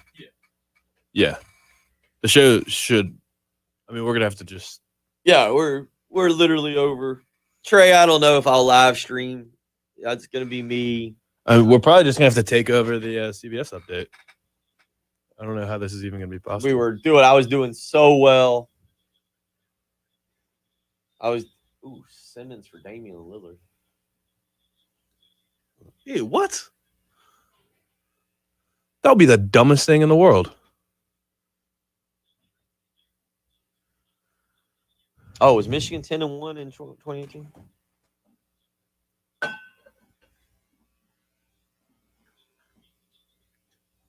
Oh. Yep. So we'll just I'll play the bump at 55-45. Got that, Bill? What? We're just gonna take over the CBS and play the music at 55-45, and we'll break it right before 57. It's okay. They're about to get national radio. They don't need a national update. That's right. They're good. Oh, the Almond Joy. Yes, a delicious candy bar. Very underrated. Almond Joy, very underrated. Mounds. Almond Joy's not awful. Underrated. That's what Mike Leach said too. What? That's what Mike Leach said too. The Almond Joy is very underrated. I'm pretty sure that's what he said his favorite candy was. I think. Yeah, I can see that with Is that right? Yeah, he seems to be more of in the gummy stuff. He really focused on a lot of that, the Harbo and Nerds. And I don't like the what would you call it? The more sour realm. I'm not a. Oh, I like that. Chocolate I'm over. a chocolate person. Yeah. Like Same. Reese's, Kit Kat, Three Musketeers. Yeah. I'm a candy bar aficionado. You can't eat them for Halloween, but the Cadbury cream eggs during Easter are some of my favorite candies in the world. And I used to like that. Don't like it as much now. He weighs in on the. Is there such a thing as a cheap candy bar? He says if we're going cheap candy, $100,000. Like I don't feel like they're all the same, right? price. They're all like $1.99 or something, right? Yeah, every candy bar is between $1 and $2. Unless you start going, the more gourmet, like the symphony bar and things like that. Then My mom likes Dove. That's her thing. And C Ben is having none of our candy discussion. He just wants to discuss sports. And Bill is getting out his money to give away for the live stream today. I'm now seeing how much money I got for candy. That's the giveaway today. I'm all the cash in Bill's wallet. Caller 10. I'm seeing how much is left from Vegas and how much I can use for. All right, your name. I just on the live stream. I just pulled out what cash I've got in my pocket to go hit the store right after this to figure out what I can purchase. We got all kinds of candy options waiting. And we'll get into the big candy discussion tomorrow. So again, if Jay or Pearson or Tommy starts asking you about candy this afternoon, text in. Just tell them to talk about Fish and the Braves. Stay in their lane. Fish and the Braves. That's right. We got the candy discussion on lock. We will hit that tomorrow. Stay in their lane. We will track down Brian Edwards. He will, I'm sure, apologize profusely again for missing today's segment, only to come on tomorrow and give you winners. Though he'll give you winners. He will give you. He has been giving winners. Jim Powell tomorrow as well. We'll talk some Braves. Chris Deering to give us the high school update. It's been the Thursday edition and it's been fun. I'm going to get some Reese's, I think now, or donuts. Or God, I am so unhealthy, but I'm skinny. Still skinny. All that walking in Vegas. Yeah, there you go. You've been listening to the early game. Have a great afternoon. Oh, I'll see you at 4:00. I'm filling in for Heath. Gamecocks, Braves, the NFL with live local radio. 107.5 All right. Baby Ruth is very underrated, actually. I'm not a Baby Ruth fan. I like Baby Ruth. And I don't even love caramel. I think correct. caramel as a whole is overrated, but we did get a couple texts about the caramel apples thing. It was actually a very good point. Charlie said his mom would give out caramel apples. Who was it? Robert said, well, if you get a caramel apple for trick or treat and it has razor blades in it, it's pretty obvious which idiot tampered with them. It's actually a good point. If you know exactly what house gave out the caramel apples, you pretty much know who to point the finger at. If you can remember. Case on the text line also said, in his neighborhood, we toss all the homemade treats. I think a lot of people do that. Yeah. All right, everybody. Sadly. All right. I got to actually work. Cut a commercial. Listen to Bill at 4. Yeah, 4:00. We'll see you tomorrow.